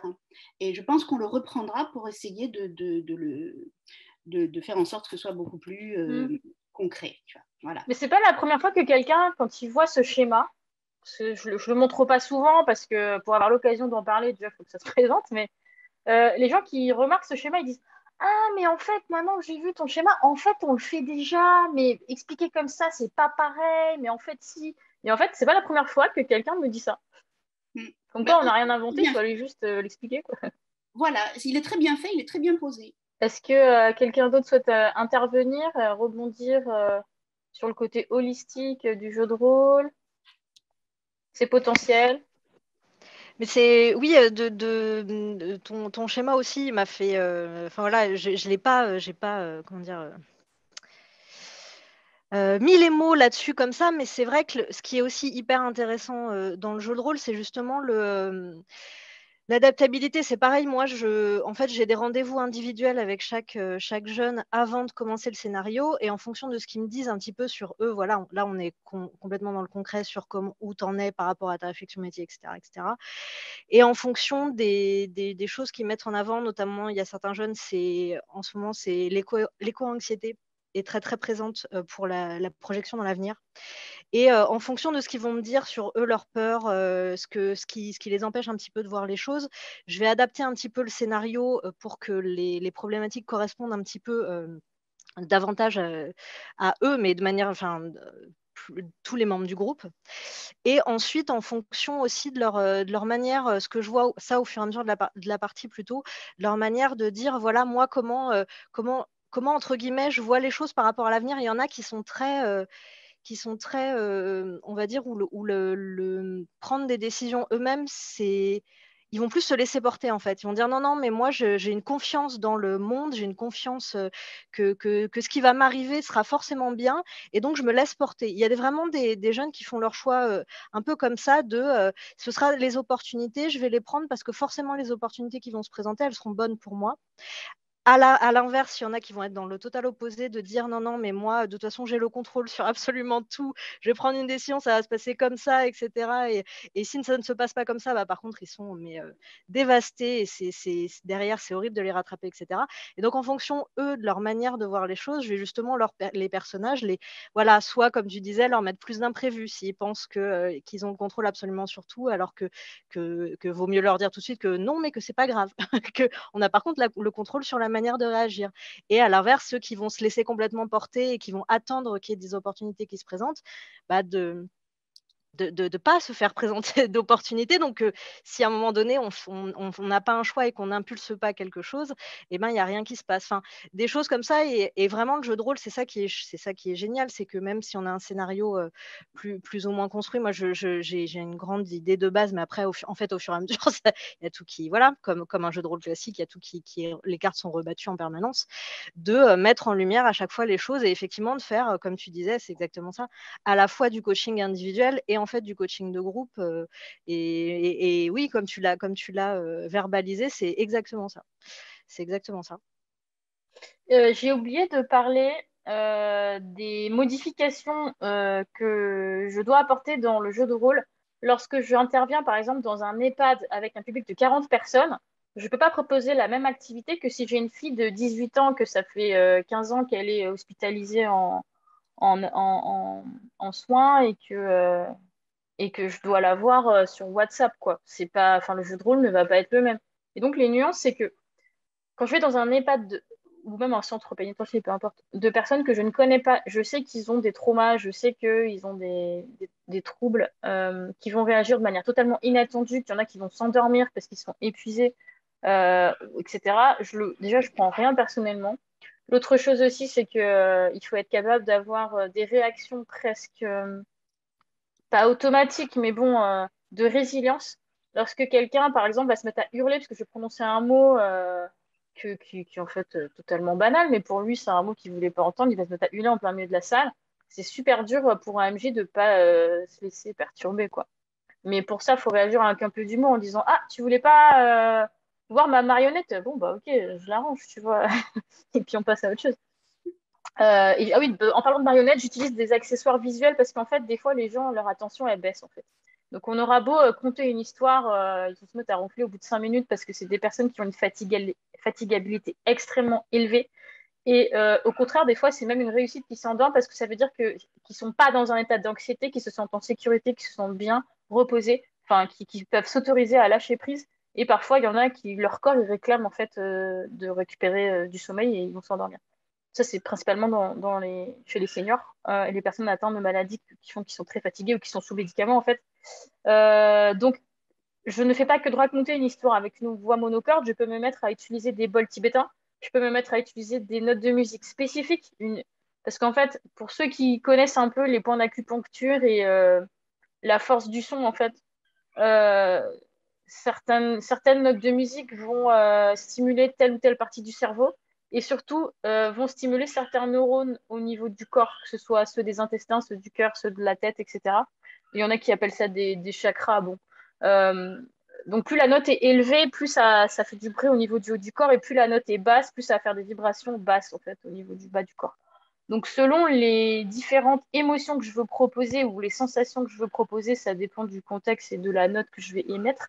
Je vais prononcer certains mots comme si je faisais des chansons. Que je vais mettre une note de musique sur certains mots pour apporter du relief à mon histoire, en fait, pour que la personne qui est très fatiguée, elle arrive quand même à capter l'histoire et à suivre les différentes phases de l'histoire. Et donc, je vais limiter les interactions holistiques à, vous voulez aller dans la forêt ou dans la montagne. La forêt, je vais apporter une ambiance colorée avec une image toute verte. Et la montagne, je vais mettre peut-être une image toute violette avec un nuage tout rose. Parce que je vais multiplier les informations auditives, visuelles, textuelles, orales, etc. pour qu'ils puissent mieux comprendre l'information. Il y en a qui parlent du cône de Dale. Bon, le cône de Dale, ça a été inventé dans les 50. Il y en a qui disent que c'est un neuromythe. Mais en gros, il y a des gens qui réagissent mieux à l'information quand c'est visuel, d'autres quand c'est auditif. Bon, ça dépend des gens. Ou alors, c'est la répétitivité. C'est à partir du moment où j'ai mis. Si par exemple, je fais un tour sur moi-même à chaque fois qu'il y a je fais une petite valse ou un tour sur moi-même, à chaque fois qu'il y a une décision à prendre, les gens, ils vont, avec la répétitivité de cette action-là, ils vont savoir que Diane, elle est en train de faire un tour sur elle-même. Donc, ça veut dire que c'est le moment où il faut qu'on fasse un choix. Donc, ils vont se préparer psychologiquement à faire un choix. Et là, je vais dire, bon, alors, tu veux aller dans la cave ou tu veux aller dans le grenier?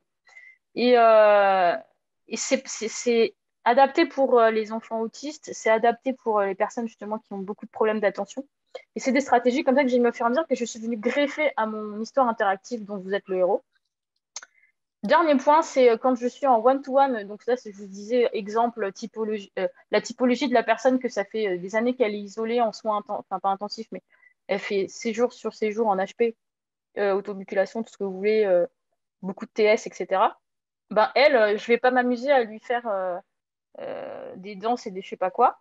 Je vais plutôt enfin l'accompagner sur le fait qu'on va casser son idée qu'elle s'est mis dans la tête à vouloir aller mieux. Parce qu'en fait, il n'y a rien de plus euh, désemparant, il n'y a rien de plus chiant que quelqu'un qui n'arrive pas à aller mieux et que tout le monde lui dit il faut que tu ailles mieux, il faut que tu ailles mieux, on ne te laissera pas tomber, essaie de sortir au moins une fois par jour. En fait, on lui rajoute 50 000 trucs à faire dans la journée, alors qu'elle, elle est déjà épuisée, qu'elle est apathique, qu'elle a envie de rien, et que ça, franchement, si ça aidait vraiment à s'améliorer, elle se serait déjà améliorée. Si ça fait 15 ans qu'elle a le même problème, eh ben, il faut peut-être changer de technique, en fait. Donc, c'est là où il y a certains psychologues qui m'appellent et qui disent, bon, de toute façon, il n'y a rien à perdre, fais un jeu de rôle avec elle, on verra ou pas, en fait. Après tout, qu'est-ce qu'on risque? C'est-à-dire, ça ne peut pas être pire, de toute façon, voilà. Oui, Et c'est là où Oui. Parce que là, tu parles en fait des techniques qui sont cognitivo-comportementalistes. Mm-hmm. Ils essayent de faire en sorte que la personne se comporte de manière sociale et suffisamment adaptée pour qu'elle puisse reprendre le cours de Voilà. Mais en fait, elle ne peut pas, puisqu'elle a des processus intrapsychiques qui l'en Exactement. empêchent. Voilà. Et en fait, il faut travailler sur ces processus intrapsychiques qui l'empêchent au lieu de travailler sur le comportement.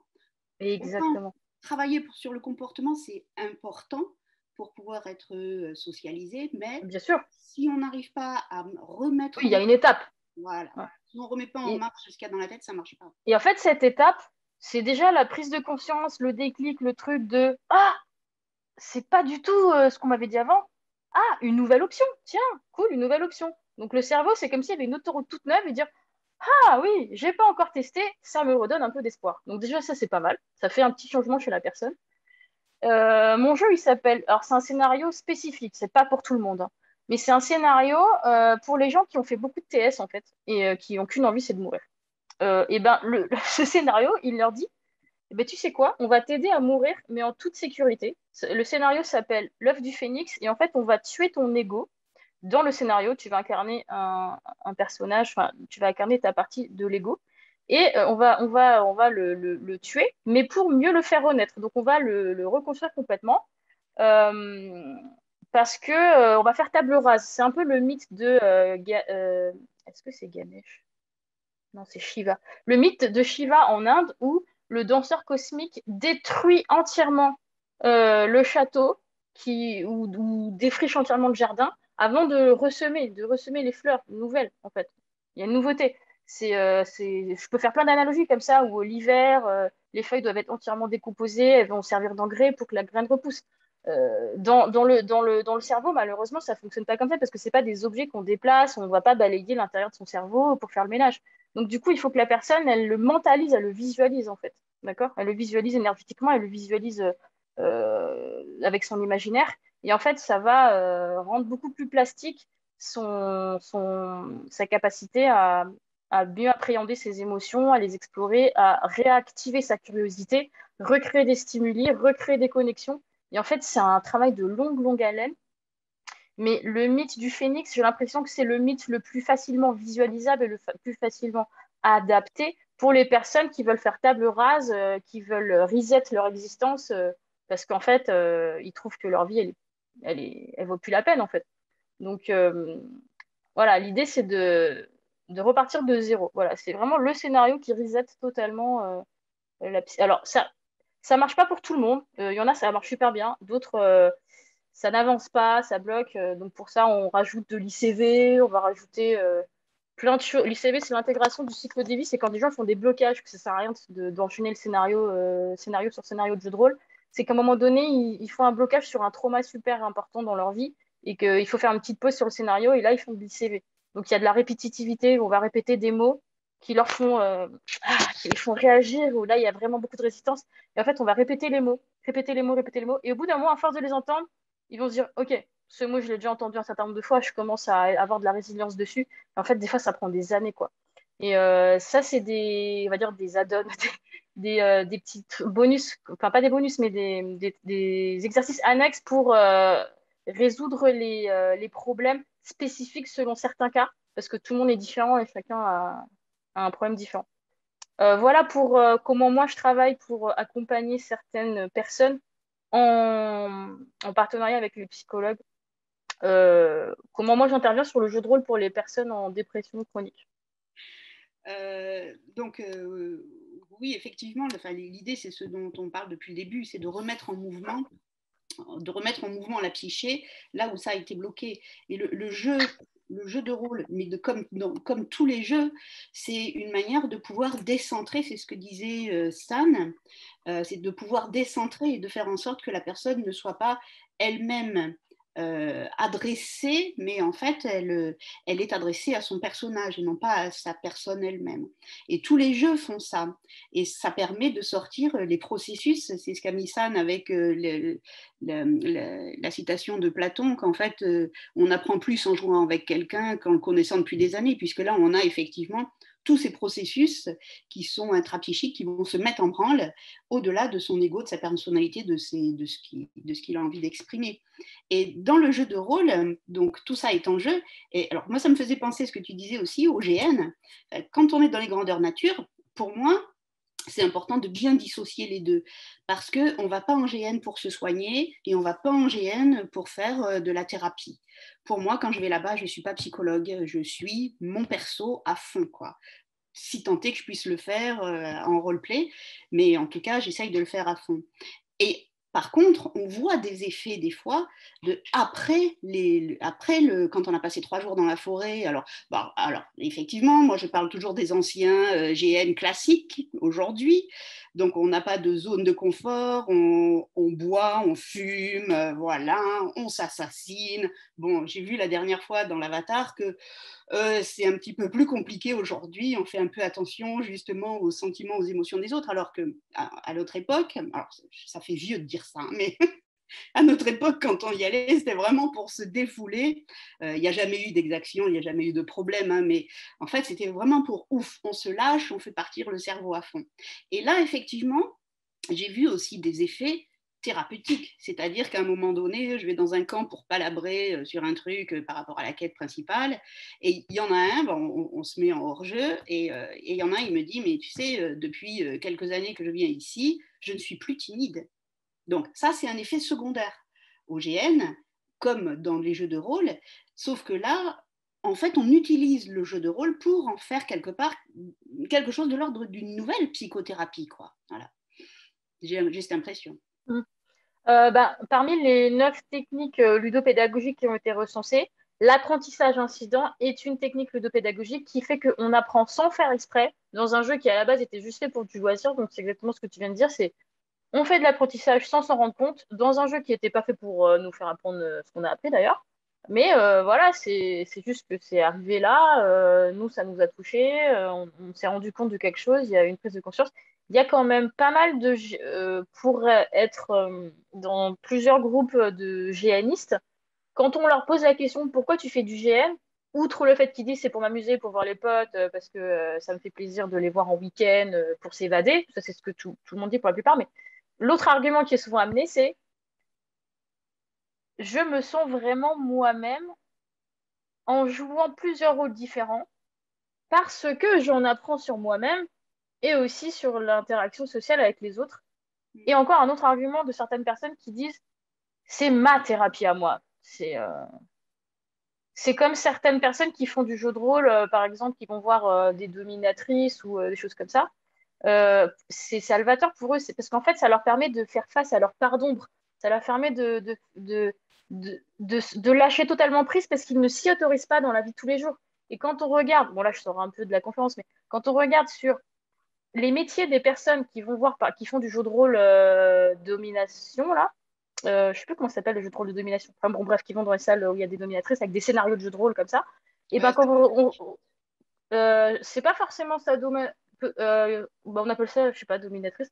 Et ben leur métier c'est chirurgien, euh, euh, pompier, avocat. Enfin, ils sont hyper stressés dans la vraie vie.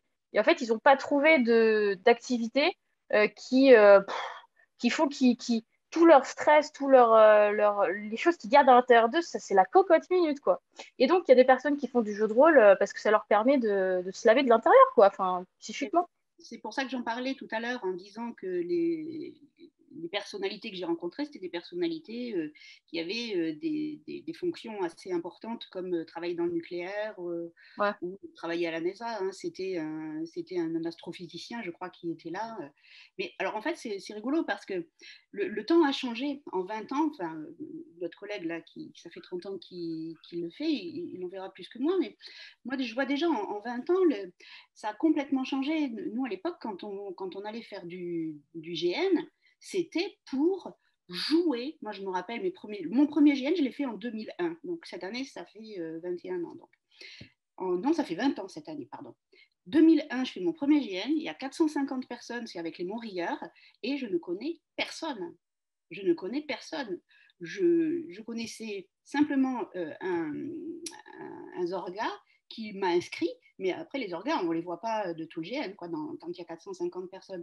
Et ce que j'ai adoré, justement, c'est l'inverse. C'est je ne connais personne, je ne connais pas le jeu, je ne connais pas l'univers dans lequel j'arrive, c'était du médiéval fantastique, mais en fait, j'apprends. Et en fait, j'apprends à m'adapter le plus rapidement possible à cette nouvelle chose que je ne connais pas et à ces nouvelles personnes.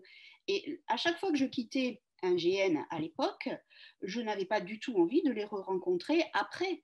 On se retrouvait en GN et en GN, on partageait même les temps hors jeu ensemble. Mais une fois que le GN était fini à l'époque, on se côtoyait plus. Et là, je me suis aperçue qu'avec le temps, comme tu viens de le dire, c'est l'inverse qui se passe. C'est quelque part, il y a plus quelque chose de l'ordre d'une création sociale que quelque chose comme on avait à l'époque qui est simplement on va se libérer et on a cet instant pour se libérer, mais qui est aussi salvateur quelque part par rapport à nos processus, qui nous permet aussi d'évoluer et de, comme je disais tout à l'heure, de tester nos parts obscures ou lumineuses d'une certaine manière et de tester des choses qu'on a envie de faire. Donc voilà, c'est un petit aparté. Et pour rebondir sur le côté adaptabilité, justement, moi, c'est une des choses pour lesquelles j'aime faire le GN parce que je suis en suradaptabilité permanente dans la vie de tous les jours et que en GN, c'est, entre guillemets, c'est plus possible. C'est-à-dire que, parce que si je me suradapte et à la fois aux personnages et aux joueurs, en fait, ma tête, elle explose. Et du coup aussi, je ne m'adapte ne m'adapte plus qu'au personnage que je joue, que la plupart du temps, moi, j'ai choisi. Et là, d'un seul coup, ouais, il y a gros lâcher prise de dire, OK, je vais être cette personne et je vais plus, entre guillemets, pas plus tenir compte des autres, parce que c'est pas le cas, mais plus tenir compte des autres au stade où je le fais d'habitude. Et donc, voilà, ça rejoint cette notion de lâcher par rapport à ce qu'on a l'habitude de faire en temps normal. Exactement. C'est-à-dire que c'est exactement ce que tu dis. Moi, dans ma vie personnelle, professionnelle, j'ai pas l'impression d'aller au bout de mes capacités. J'ai l'impression d'être toujours en retenue et de ne pas pouvoir faire et exprimer ce que je veux faire, utiliser les capacités que j'ai envie d'utiliser. J'ai l'impression que je suis toujours retenue. Et en GN, le fait justement de pouvoir apprendre 20 pages en 10 minutes, pour moi, c'est pur bonheur. Enfin voilà. Après, chacun son truc, quoi, tu vois. Et effectivement, c'est ce lâcher-prise qui permet aussi de pouvoir évoluer au niveau des processus qui nous posent problème.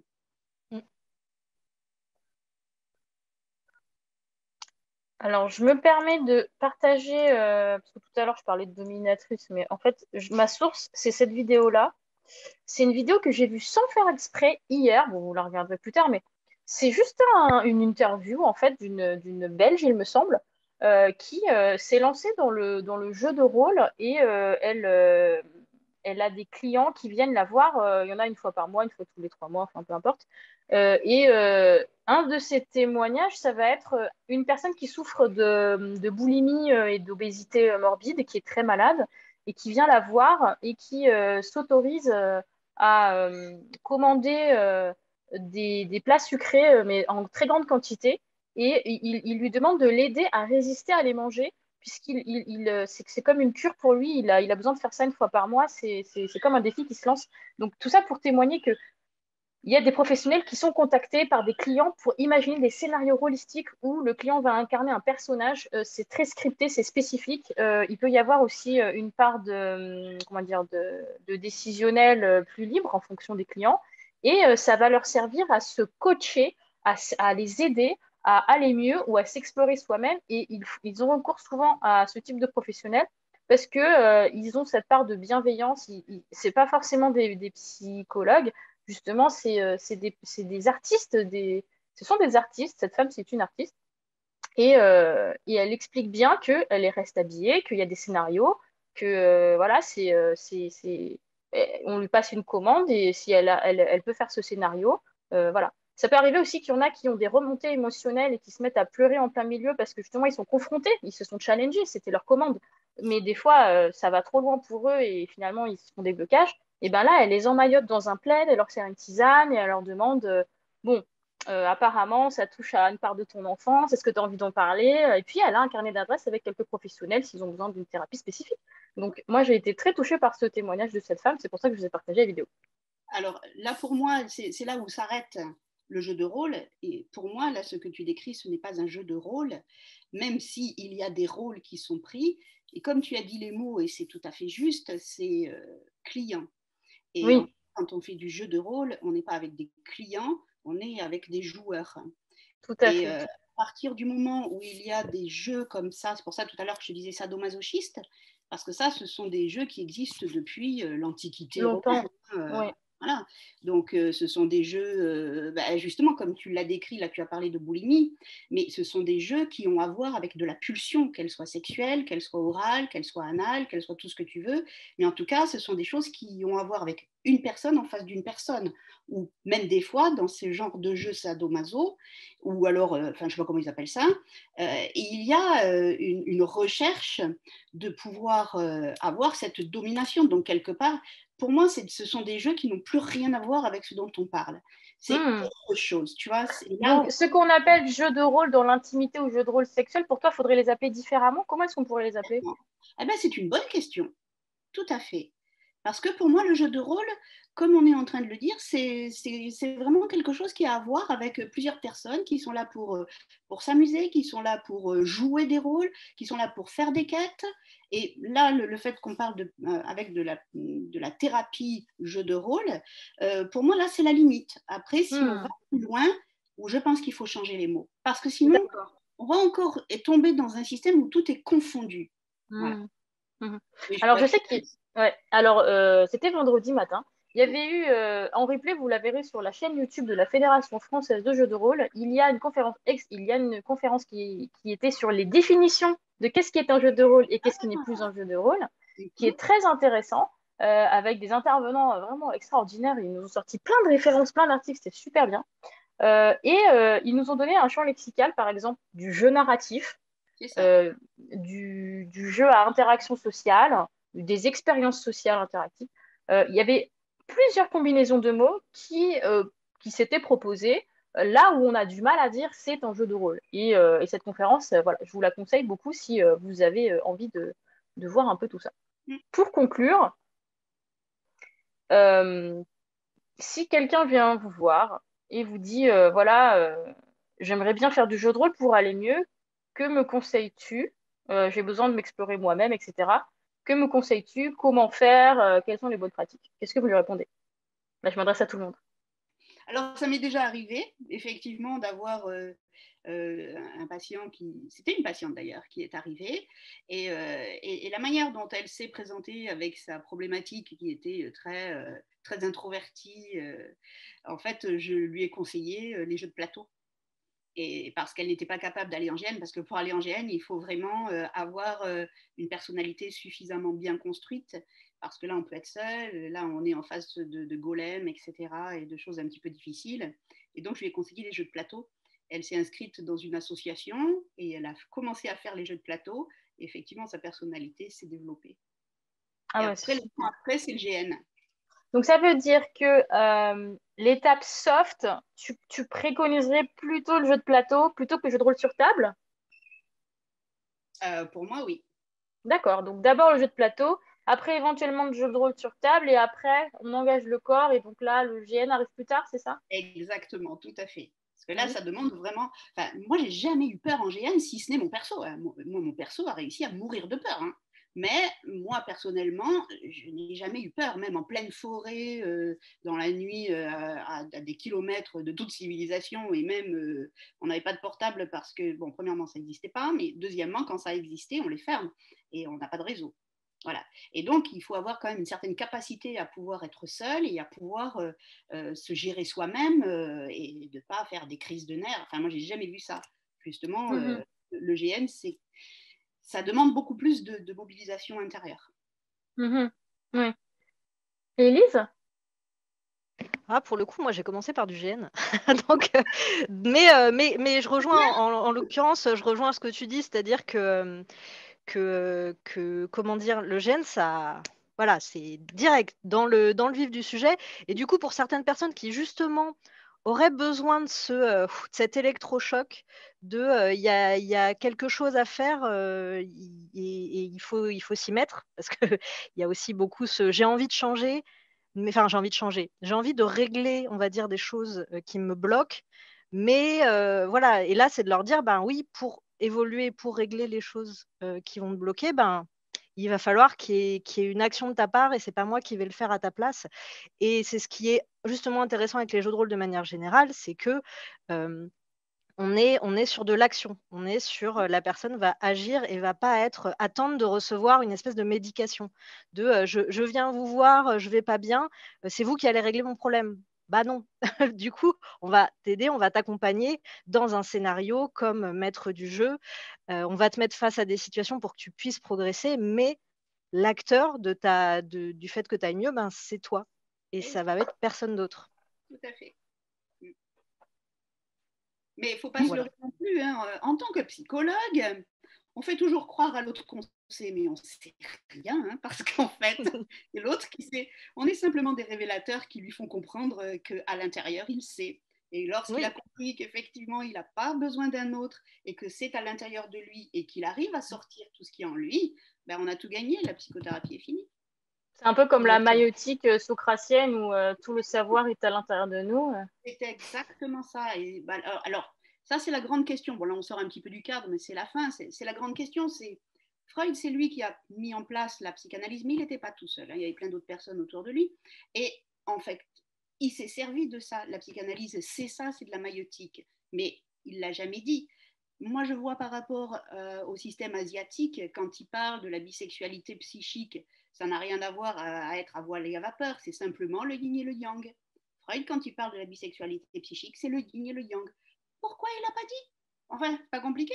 Ben non, il n'a pas dit. Voilà. Bon, peut-être qu'à l'époque, ils ont dit qu'il ne fallait pas le dire. Alors, voilà. Oui, bien sûr que c'est de la maïeutique. Bah, c'est comme ce qu'on appelle autrement quelque chose qui peut être appelé ou pas jeu de rôle. C'est peut-être parce que comme à l'époque, tout le monde n'était pas forcément d'accord sur les définitions ou que ça pouvait être mal vu parce que c'est étranger, on ne connaît pas, machin. Il y en a qui inventent des nouveaux mots, mais dans les faits, c'est un peu la même chose finalement. Ça se recoupe. Ben, je pense que tu as entièrement raison, puisque la psychanalyse, c'est un mélange quand même de plein de choses. Ils ont été plusieurs à la faire. Freud a été le porteur de l'histoire, mais en fait, il n'y a pas que lui dans l'histoire.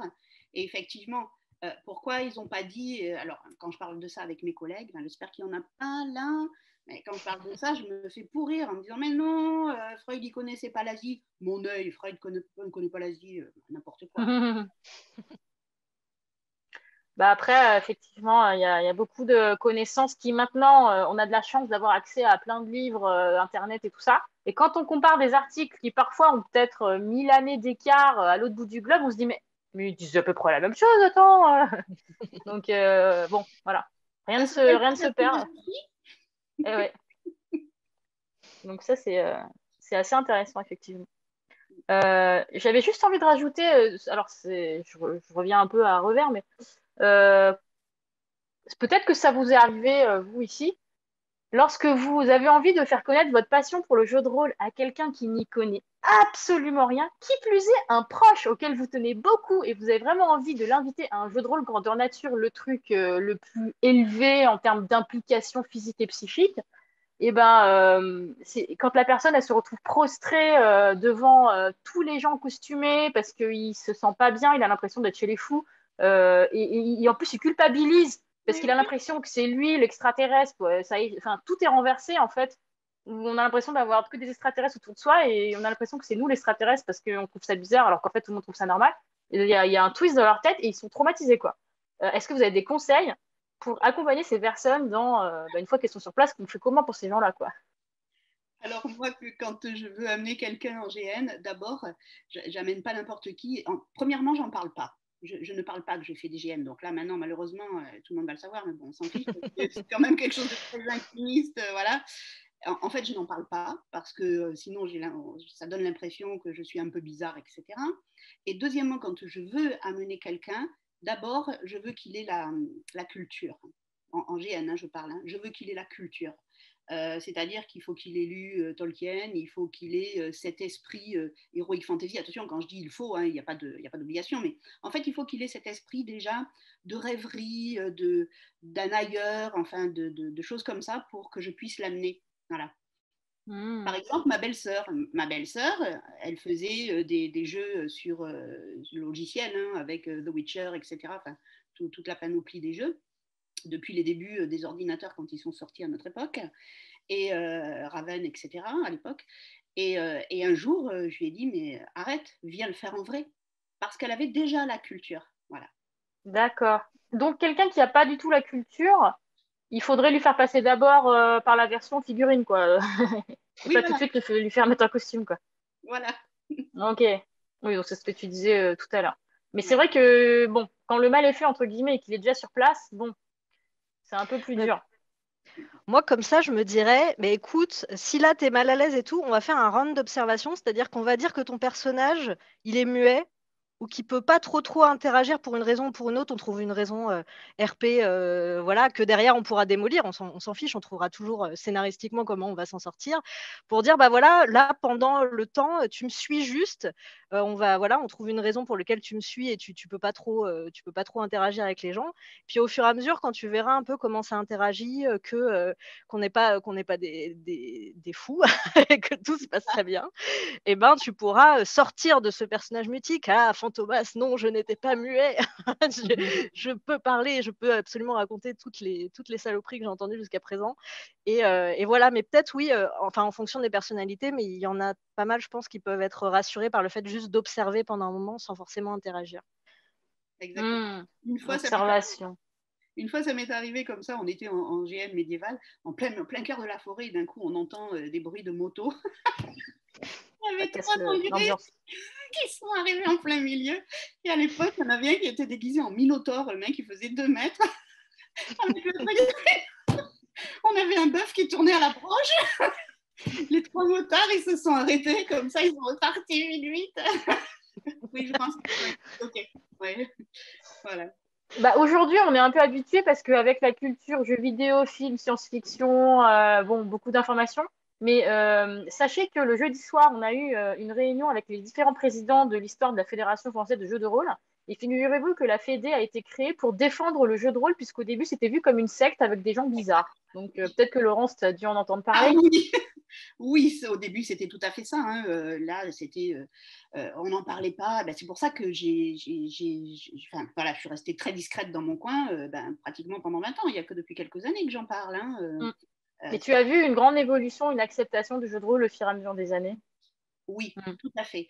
Parce qu'en fait, à l'époque, quand j'en parlais pas, donc je voyais tout ce qu'on entendait à la télé ou quand j'entendais des gens en parler, oui, c'était vu comme une secte et puis c'était plus une secte, comment dire, satanique. Voilà, on était vus comme des sataniques, quoi. Ah bah, avec un minotaure dans la forêt qui crame des, des moutons, ouais, c'est sûr, on peut penser, oui. Un de mes collègues universitaires, un jour, il arrive et puis il me dit, oh là là, tu sais, il paraît que que les satanistes, ils existent, ils sont dans la forêt. Moi, j'ai dit, ah bon, mais non, je crois que tu te trompes. J'en ai jamais. Ah, les jeux. Non, Ah ouais. c'est bien que ça se soit ouvert, mais je pense qu'il serait intéressant de faire attention à ce que ce ne soit pas, à ce que ça ne disparaisse pas, tellement ça va être dilué, en fait. Ben, à ce sujet, bon, je fais beaucoup de parallèles avec d'autres conférences parce que moi aussi, je suis fascinée par tous ces sujets qu'on a ce week-end. Je crois que c'était hier matin, il y a une conférence, non, c'était vendredi matin, une conférence sur spiritualité, idéologie et jeux de rôle qui a eu lieu. Il y avait un chaman, un prêtre et un auteur alors un auteur, je ne me rappelle plus, mais en gros, il prêche la bonne parole, mais de manière laïque. En gros, c'est la quête spirituelle, mais de manière laïque. Et en fait, ils ont interagi tous les trois sans aucun souci, en utilisant le jeu de rôle comme médium pour une quête spirituelle. Et personne n'a dit que c'était un truc de secte parce qu'au fait, ils le font, mais en annonçant la couleur dès le début, quoi. Et pourquoi pas finalement. Donc voilà, nous c'est des sujets qui nous intéressent beaucoup et en plus le thème de cette année c'est la diversité, donc autant en parler, autant en profiter. En tout cas, je vous remercie beaucoup, vraiment, hein, je vous remercie d'être venu. Si vous voulez la suite, continuer à discuter, vous cliquez sur les liens Discord respectifs parce que je dois fermer la salle. N'oubliez pas de mettre les références si vous le voulez directement dans le Discord parce que comme ça se perdra pas. Et puis, bien sûr, merci beaucoup d'être venu. Et n'oubliez pas de faire des dons et de relayer l'événement jusqu'à demain 13h. Merci à vous. À bientôt. Merci. Au revoir. Au revoir.